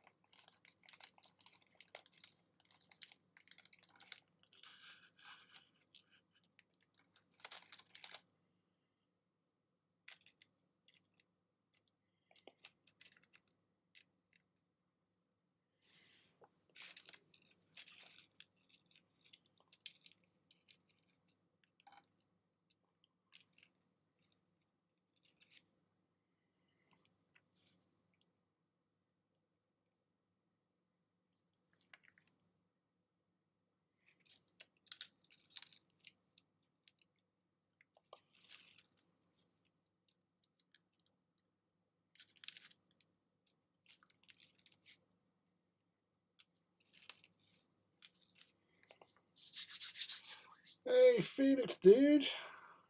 Dude. How are you, dude?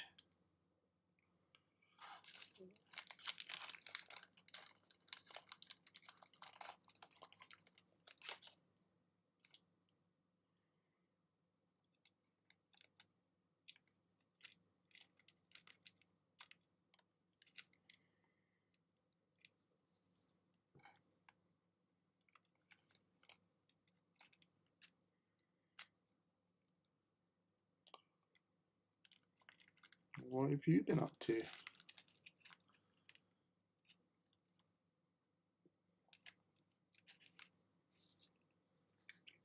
I've been way too lonely.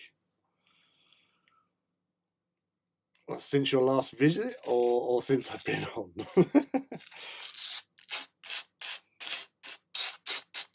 For both are correct.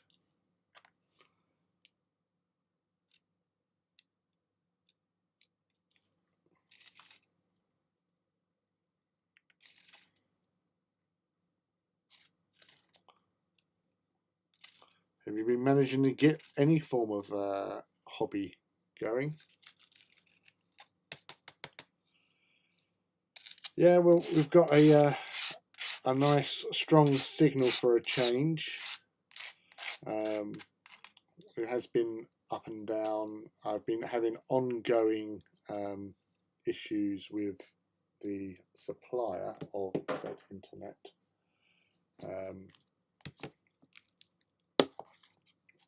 Because we had the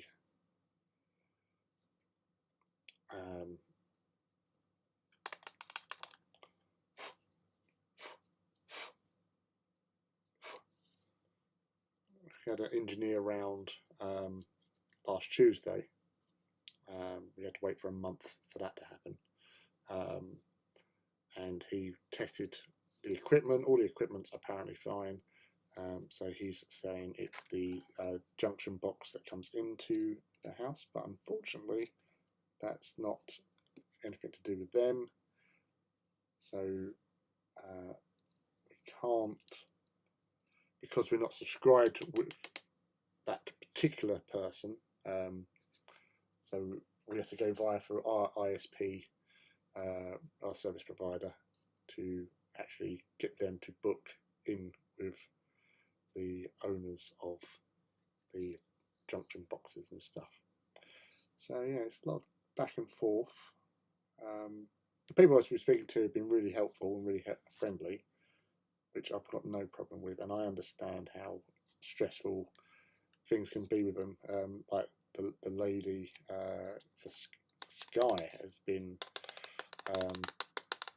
repeatedly saying, like, thank you for being so understanding. You know, I want to get this sorted out for you, but all the requests that they put through to BT have been sent back to them. So they're like, we want to do this, we want to book this in, but they won't let us. So it's been a bit farcical, but at the end of the day, we've got internet tonight. That's the main thing. I can speak to you people and without interference and stuff.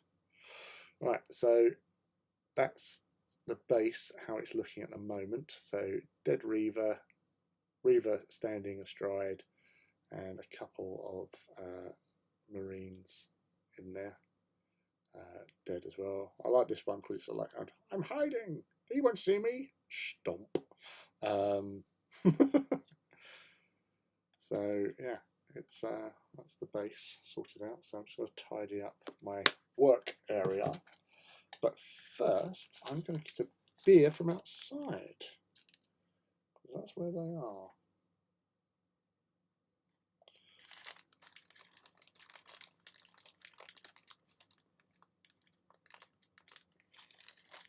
And there's more of these little Marines were sent through to me by Fraser Hepburn. Dark Materials, I think, is his son prints them off, and they were like basically dodgy prints. And he said, like, you can have these if you want them. So, all right, I'll give them a go. And with my Vulturum in particular, I've enjoyed putting dead Marines on the bases. It adds a certain je ne sais quoi to the whole look. Right, so that's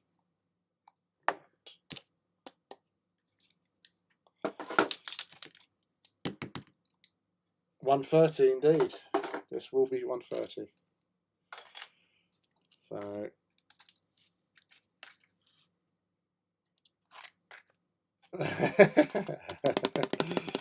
Heresy Inception, that is, Sophies.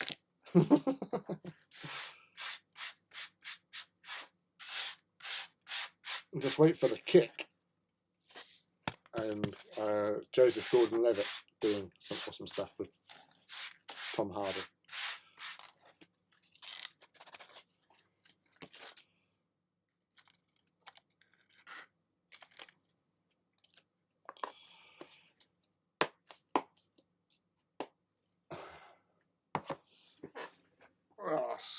How many Titans are you up to anyway now, Felix?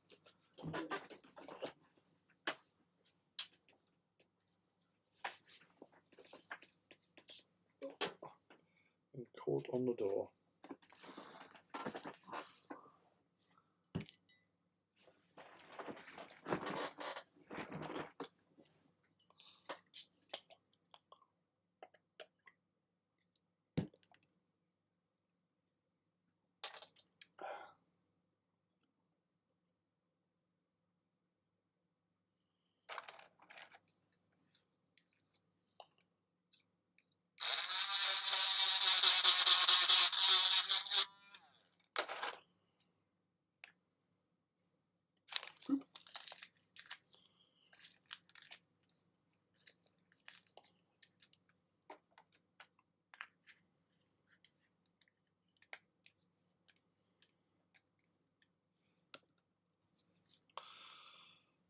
I've lost count of how many I've collected, just need to get them built and painted. Indeed you do, sir. Indeed you do.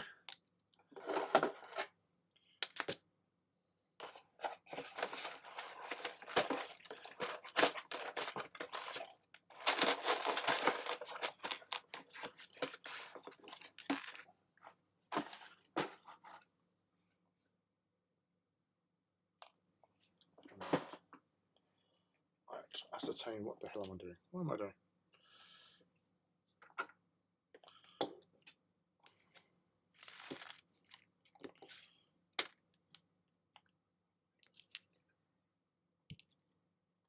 Drinking beer, that's what I'm doing. Torso build.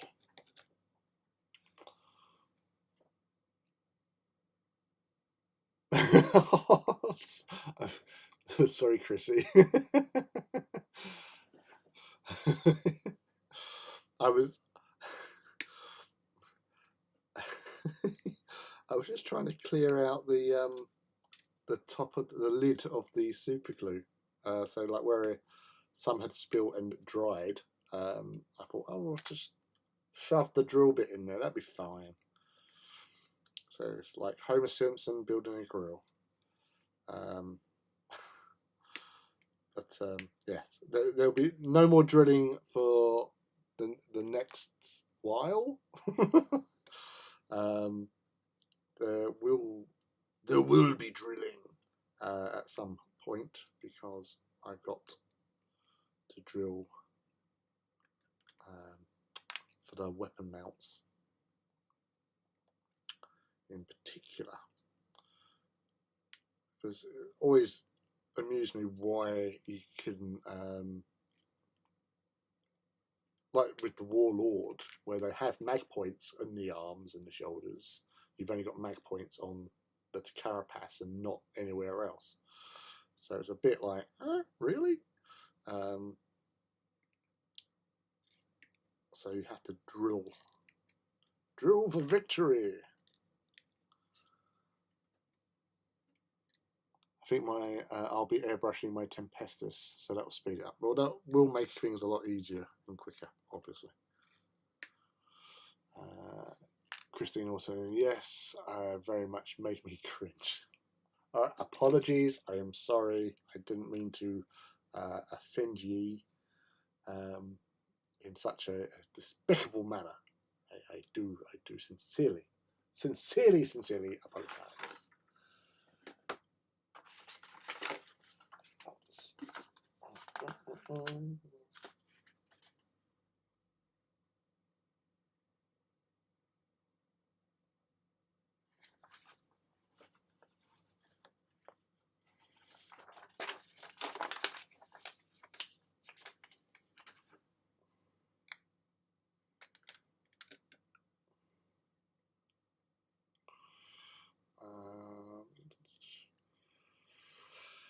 My teeth could sense the drilling too. Sorry. Gravigala85, welcome to the stream. What is your favourite Titan? Well, what is my favourite Titan? Some guy who's actually tag was some guy asked the same question we're on. So Reaver Titan was my original favourite Titan from way back when. Back in the dawns of time.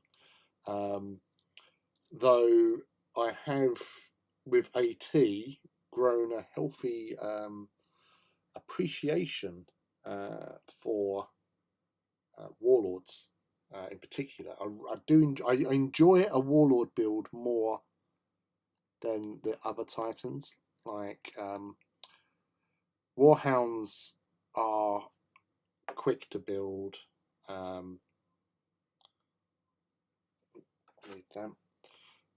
Warhounds are really quite quick to build, and so actually Warlords, strangely enough. Even though it's a big old beast of a Titan, they are actually surprisingly easy to put together. They're a well thought out kit. Whereas Reavers are tricky. Like this bit could really be, it is bothersome.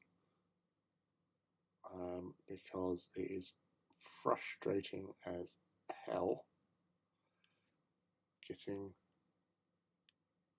the cables into these little sections here. So I'm probably going to have a problem with this leg because of the angle, because that is the other enemy all hobbyists have with Titans, is certain Titans don't lend to a great deal of posability with them. So like this stance I'm doing with this particular Titan is quite an open stance there to get it to stand upon its enemy that it's killed there, sort of thing.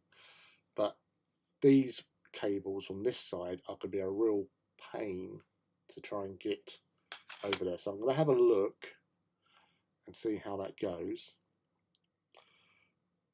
They give you a lot of posability, yes, but the angles do go against you in a lot of respects.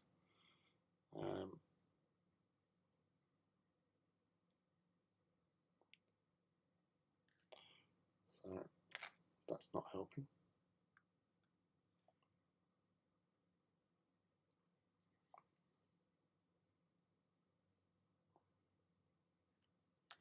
So actually, that could be worse.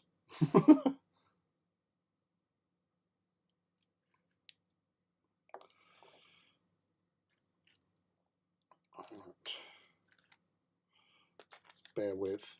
But yeah, the Titans are all have their own sort of personalities and, damn it, sort of aesthetics. But Reavers are really nice. They are, you know, as a Titan, they are a good Titan. They're like the mainstay sort of Titan about. Warlords are not few and far between. There's lots of warlords, but certain legios are more renowned for having the heavier Titans, whereas, you know, smaller legios tend to have hounds and reavers for the most part. Right, that's probably going to be the best I can get with these, which is not bad. As long as you don't look underneath, you're fine. So just get a little bit more glue on that to melt that together. So that is actually, that turned out a lot better than I was imagining. So result in that respect.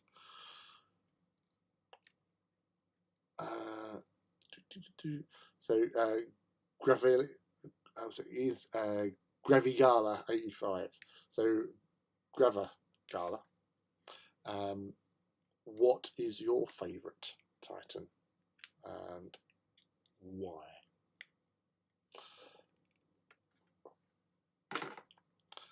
So in the early days of the new AT, so many people I knew were all about warlords or warhounds, but I stuck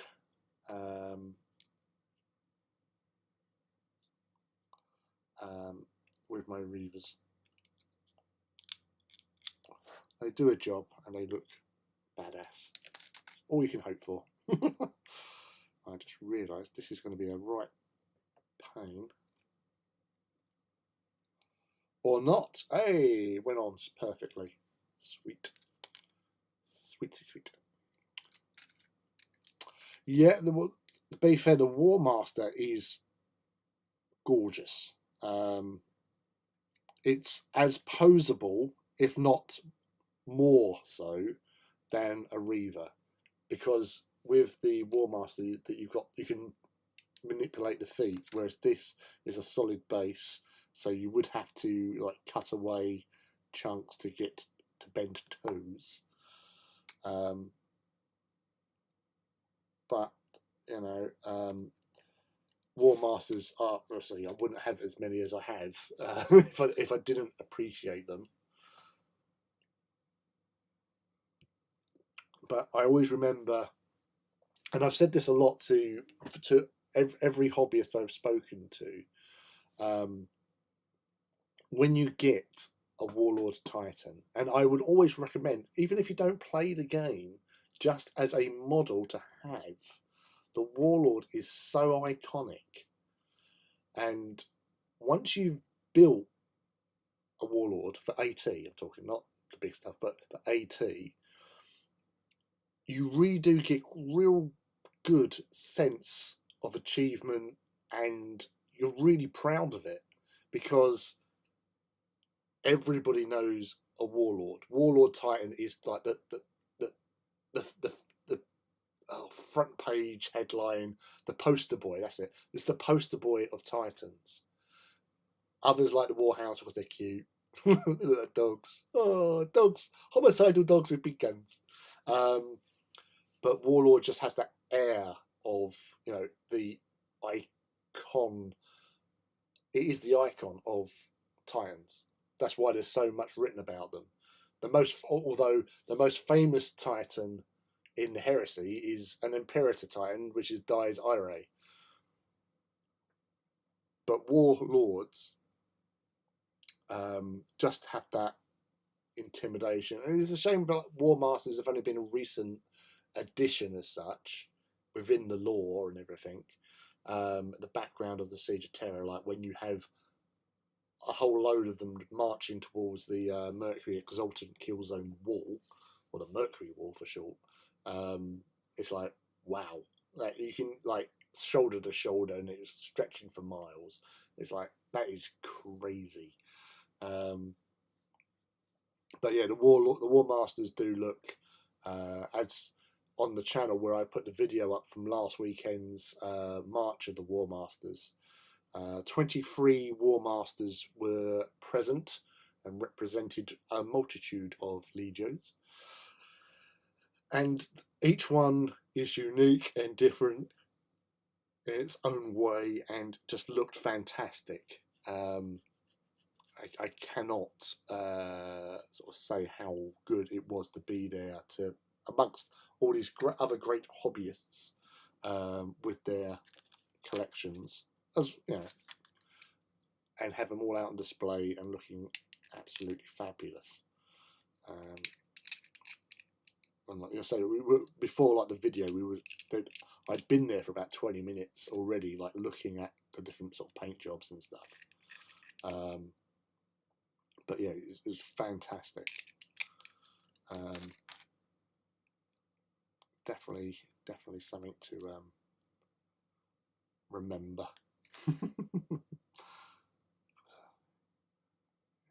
And even like with the Warlord Sinisters as well, because we've done a little semi-walk for them. They look really imposing and really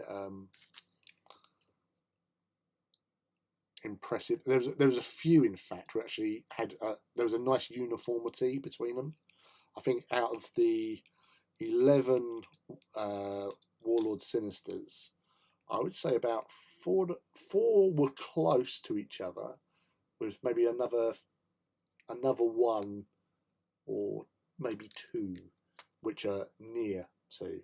But then everything else, like there was a few that was like not as the sort of paint scheme as you've seen of the first one that was produced, that they painted, which Forge World painted.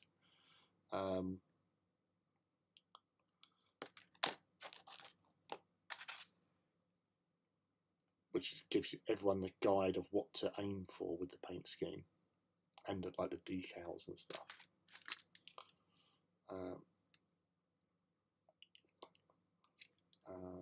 I mean, I love Warlords and Hounds, but Reavers are just so much more versatile. Yeah. They're the jack of all trade Titan. How many of yours were there, Lee? One Sinister, Warlord Sinister. Of the 23 War Masters and Iconoclasts, 8 were mine. So I only had 6 last year. So this year, an increase of 2. So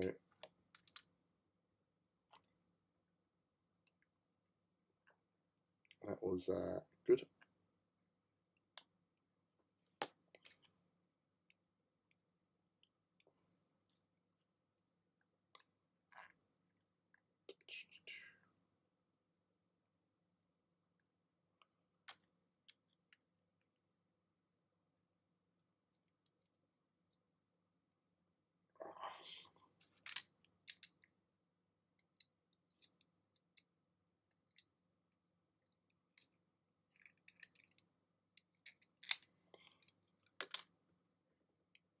Oh, you did bring all 8. Yeah, oh yeah. Yeah, we'll say for putting on a walk, you got to take them all. So all 8 turned up and were out on display amongst others. They were still playing games and all that sort of thing. Badge, who was in here earlier on, he actually while standing there, he was going, "Oh, you can tell which ones are yours." So I said, "Okay, we'll pick them out." And he did get 7 out of the 8. So he eventually got the other one, but initially he did get because he said, "I just recognise how you paint them, the style."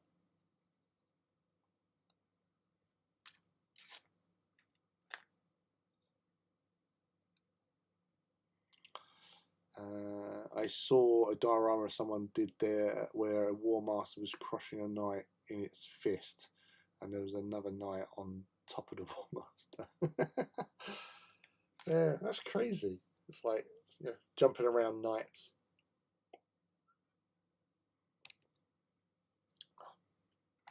They are quite manoeuvrable.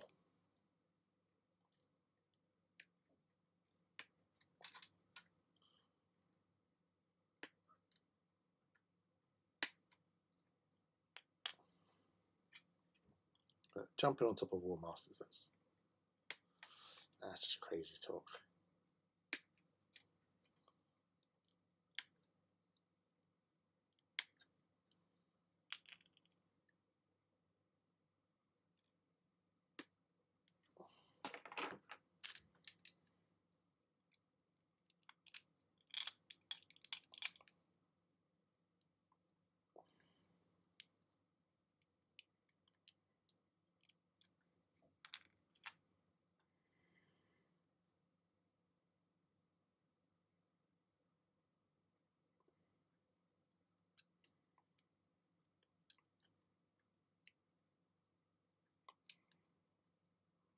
I'd done my orders, which was not to do any orders, was to move.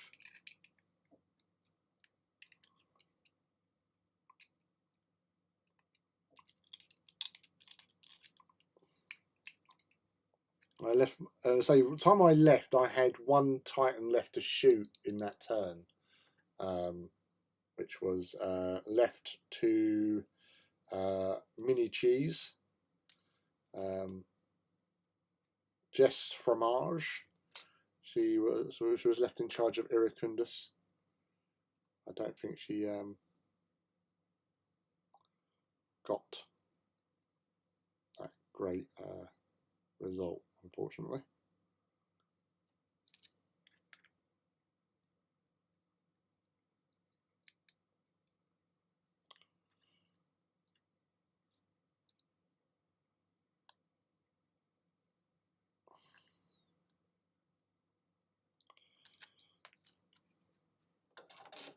Right, it's my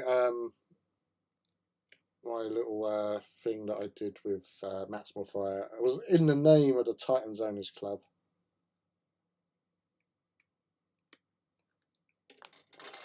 It might not have been sanctioned, but I did it.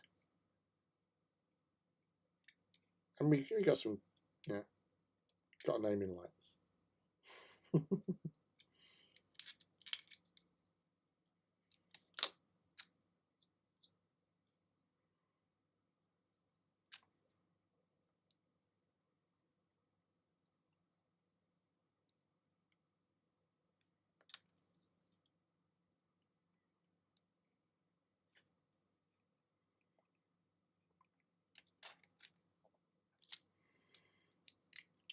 I kept imagining a knight on top screaming, "You leave them alone, you jumped up overgrown meanie," as it assaults the War Master's void shield generators. Which is funny because being that close, he's within the void shield generators.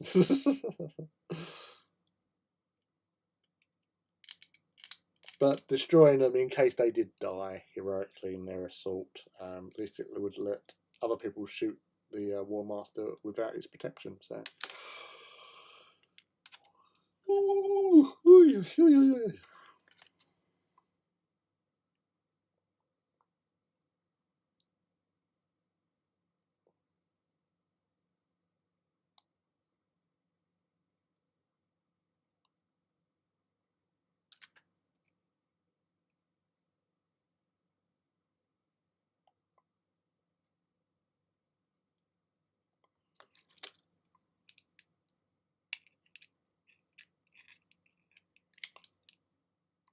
So as the glue takes a hold,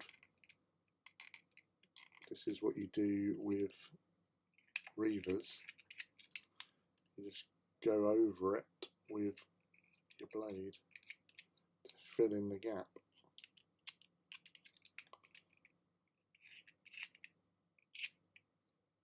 That helps hide said gap, because you're sort of doing the filling that you would do with the like green stuff or whatever filling agent you might use.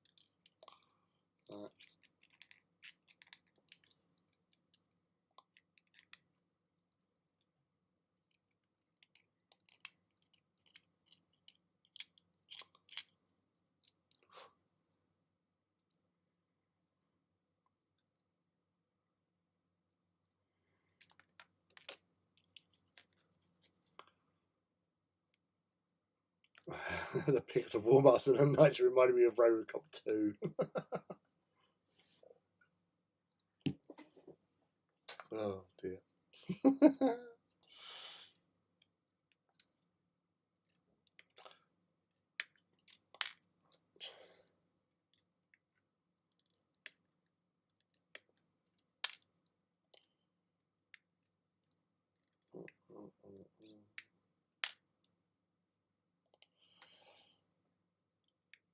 So what I do with these arm mounts,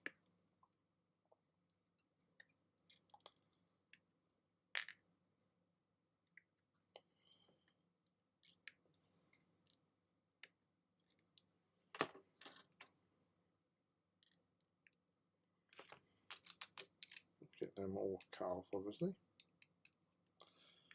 ready for gluage.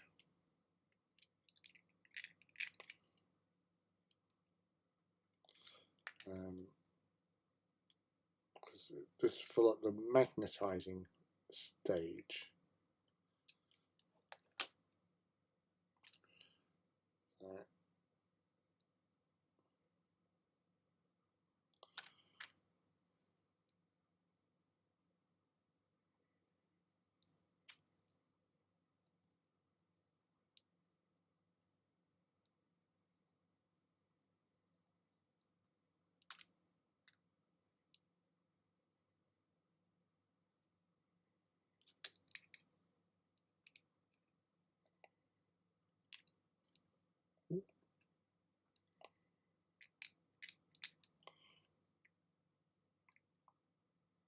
Hey Calmeg, welcome to the stream. So we're just focusing on something really fiddly. So what I normally do when I do the shoulder mounts for Reavers, so tidy up the rough bits whenever possible, which is all the time.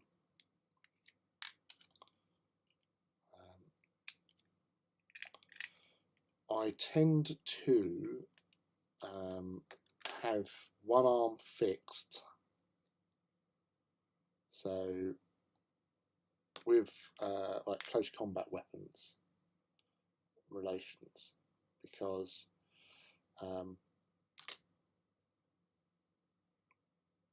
wanting to have like chain fists or power fists on your Reavers, you've got to be able to alternate the actual arm mounting. So that's there. I'll show you in a moment. So lock these in place. So yeah, so I learned obviously via experience of building these little buggers.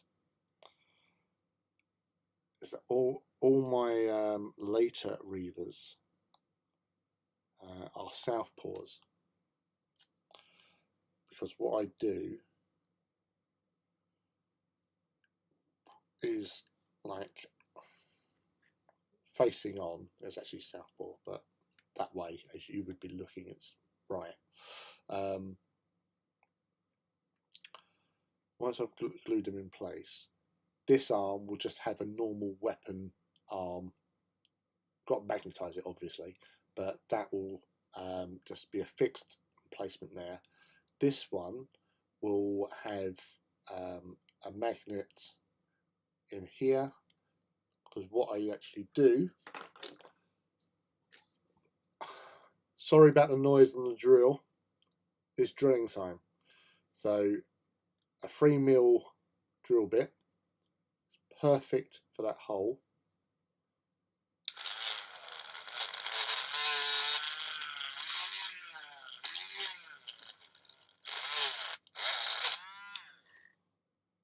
Voila. So you put your neodymium magnet into there, and then on the arm section you'll have this arm will have 2 magnets put in to put that in there. I twitch. I'm sorry. I didn't mean. I did warn you this time. So when I find the army bits, where are you, army bits? So here's the army bits. So if you haven't seen it before, there's a roll rounded tips there. These bits here are, I've snipped these bits off, to be fair, because then I need to put a hole in here. Sorry, these bits I snip off. I put a hole right in the middle with a pin vise, and then hit it with that.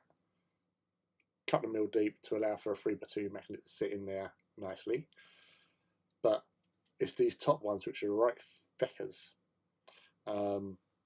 because they're rounded. So I will trim off and flatten by snipping off a top section with my clippers to level that off, so it's easier to drill into it to put a magnet into place. So we need to get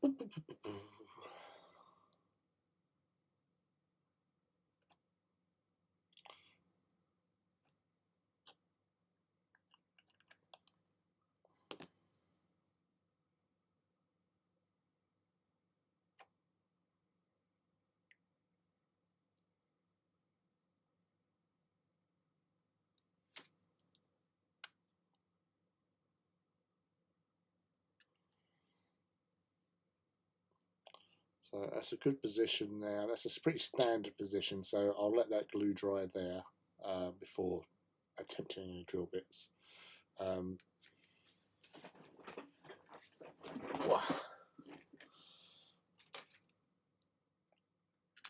But before, and really ideally, you want to be doing this before you actually glue the body to the leggies.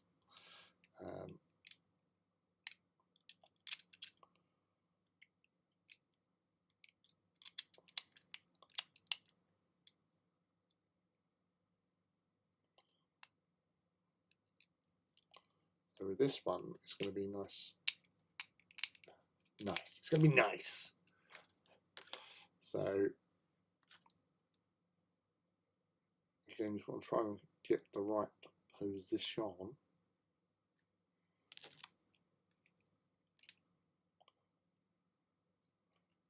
Or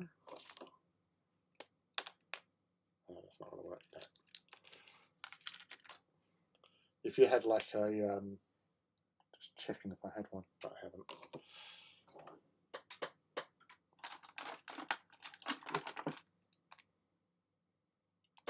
You need one with a nib, like a felt nib, so like an artist pen type thing.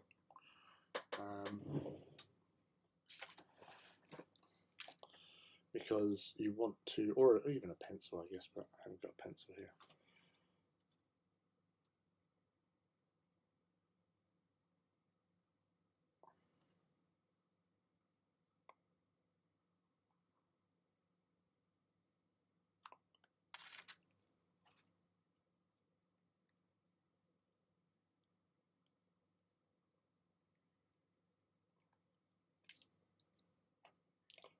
I haven't got a pen. So yeah, if you had a thin nib, felt nib pen, you would actually poke it through there, draw where that circle is there, drill in a bit, snip a bit off, and then go with the bigger drill bit. So using the pin vise to make like a pilot hole into that, and then, as I said, the magnets will just plonk in, plonk out, job done. But soon as we have lack of stationary options, because then at least you can then take that magnetized arm off, or even if you're not going to have close combat weapons. So some people don't like close combat weapons. I know Luke loves close combat weapons, so he would always go with double fists and chain fist.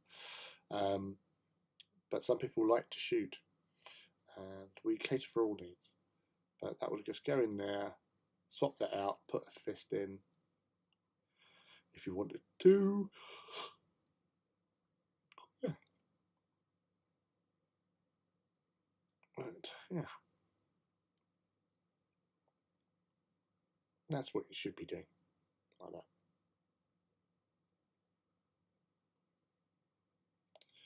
But I can't do that.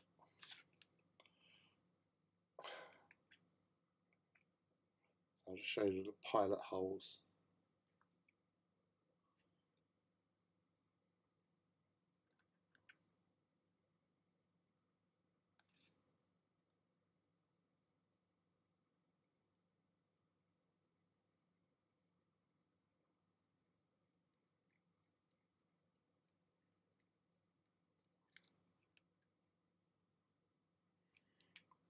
Like this is a stealth drill.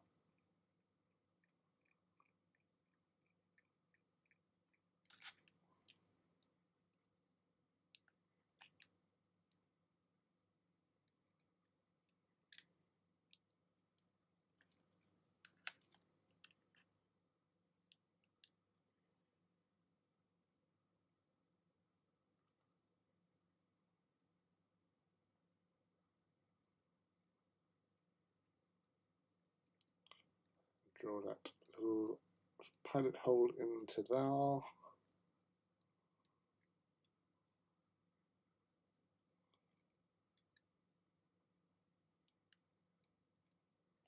Just makes it easier for the big drill bit to actually get in and drill properly.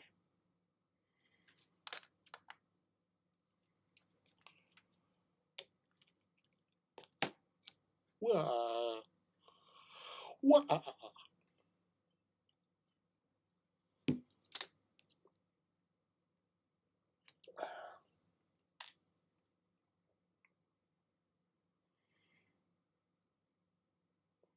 So that's the other thing. Really should do. So again, another top tip for people: void shields. The most commonly lost part of a Titan is the void shields. So again, with my fine snippers, clippers, just holding in position, just take a snip,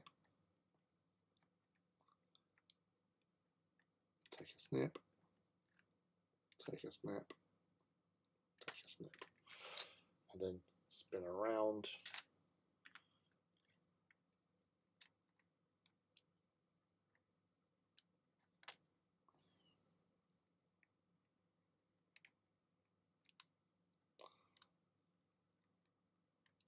So at least that way they don't go flying off God knows where.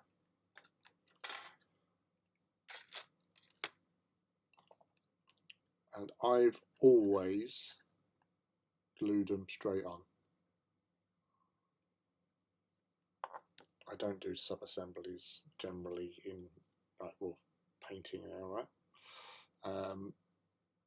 But I'll just plonk them in because then they're not going anywhere.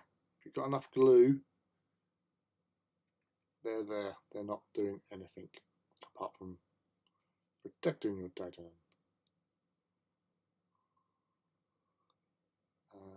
I'm glad I got to catch your stream again, Lee, off to the shops. Oh dear. I'll watch thing for the drilly magnet sticky tutorial. Take care, everyone. Night. Night. Thank you for dropping in, Sophis. See you again in the future. Oh.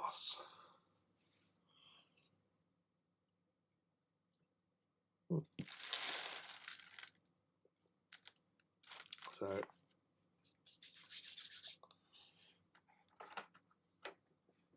that's that.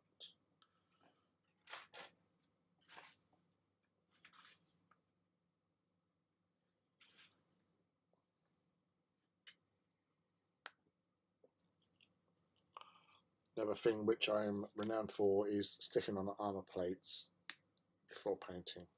Again, I don't really do sub-assembly. The only time I will paint something separate and then adhere it on is if I'm doing any airbrush stripes or something on arm plates.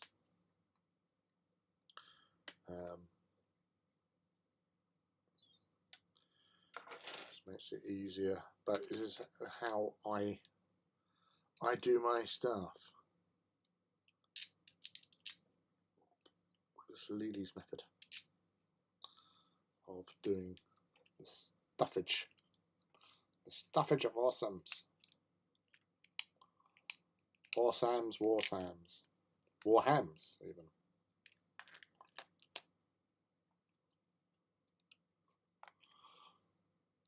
Because this was the other dangerous thing is with certain poses you can't get the plates, the leg greaves on.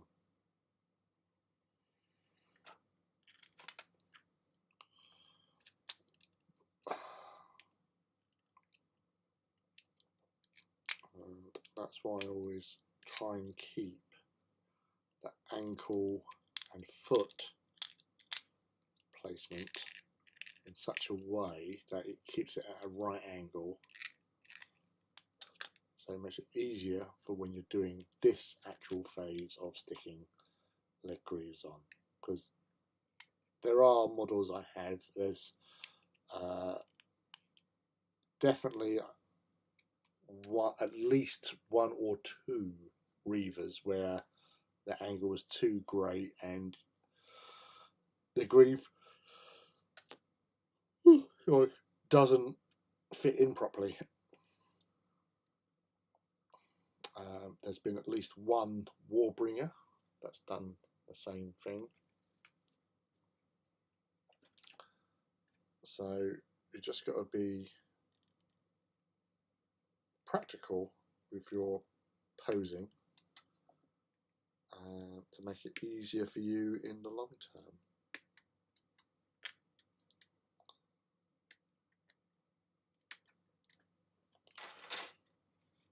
Why make things complicated? Warham. Warham's, it's not my idea. That's been around for a while. that was one of the things when people were trying to do variations of hashtags, but then there were people who said, no, it's silly, don't do it. And yeah, the haters hated, and I think they won in that instance, to be fair. It's not a phrase that gets used a lot. Warhounds. I think that's like the first time I've actually said it openly.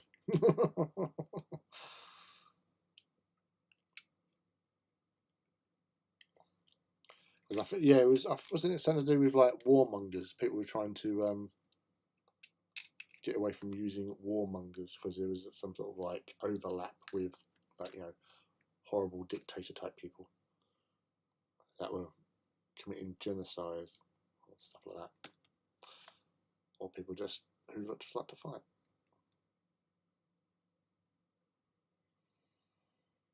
So that fits on nicely. So this is actually a nice clean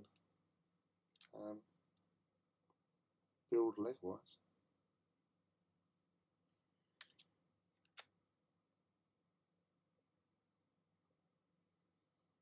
It's a perfect leg build, to be fair. Knee pads.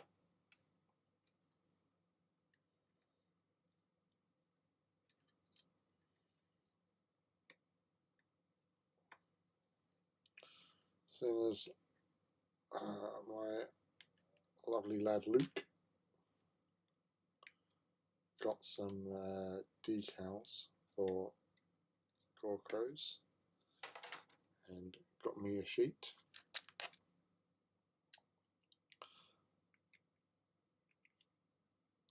This one will be the first Gore Crows with decals on of Gore Crows.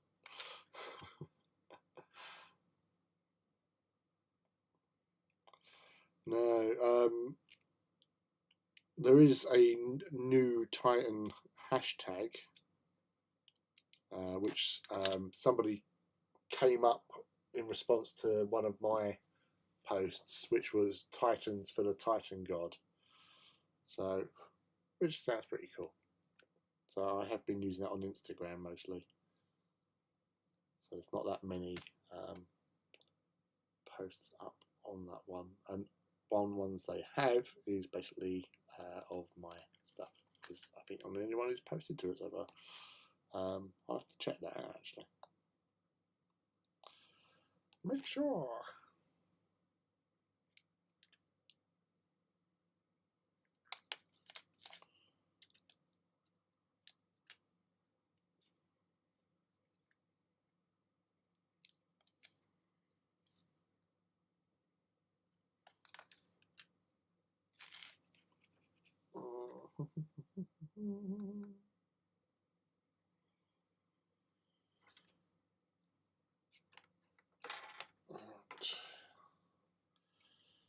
Let's head on.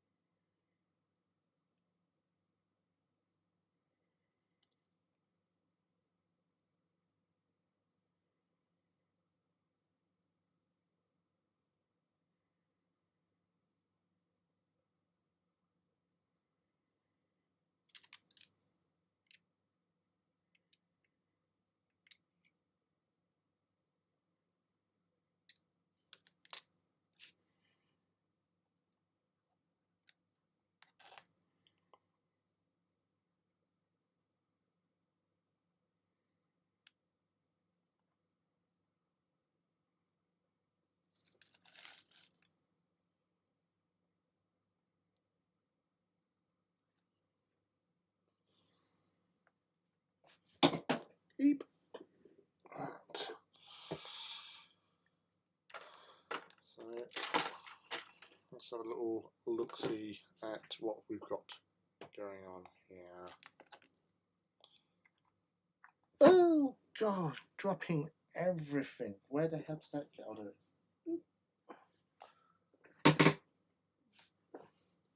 That was the wheels, not me. Right.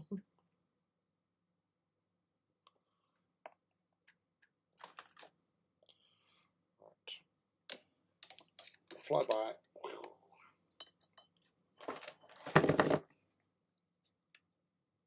Oh, can't use that.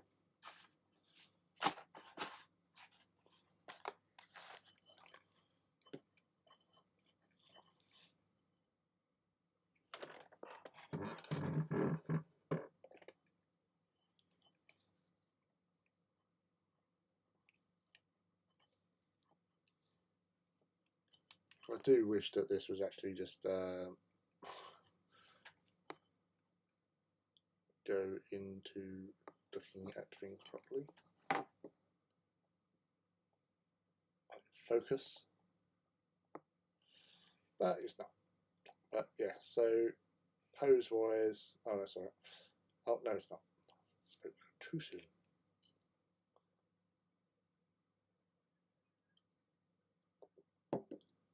Pose wise and base, I'm pretty chuffed with that so far. And so no obstructions with the actual grooves. So we can still turn that around a little bit, but again, I'm pretty content with the position of the head, conjunction with the body and the legs. So yeah, I'm pretty happy with that so far. So that's a big thumbs up from me. But yes, I'm going to call it there because because I'm really tired. I didn't realise how tired I was. So that's been quite a good evening, really, with the chats. Obviously, we covered Star Wars, a bit of Star Trek,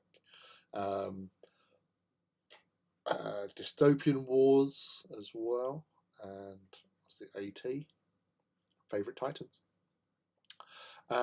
So yeah, I should be back, hopefully, if the internet works, back to normal on Wednesday for Wednesday Night Warlord, and I might. Yeah, no, it will be Wednesday. Yeah, so as long as the internet works, I'll be here Wednesday. So that's trying to get back into some sort of normality, and hopefully we'll have some idea of when the bloody engineers are going to come out and sort out the box and stuff. But until then, I'd just like to thank everybody for dropping in tonight, hanging out. I hope that you've done well with your hobbies, whatever you've been doing, and that I look forward to seeing them in various places across the internets.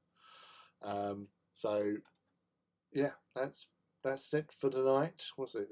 Almost 8 minutes to 11:30. It's been a lovely night. Thank you all for joining me, and hope to see you again shortly across the many forms of the internet and social media in general. So, well, get this out of the way. There you go. Yeah, until then, take care. I hope you have wonderful hobby experiences until we next meet on Wednesday. So, take easy, sweet dreams, and speak to you again soon. Peace out.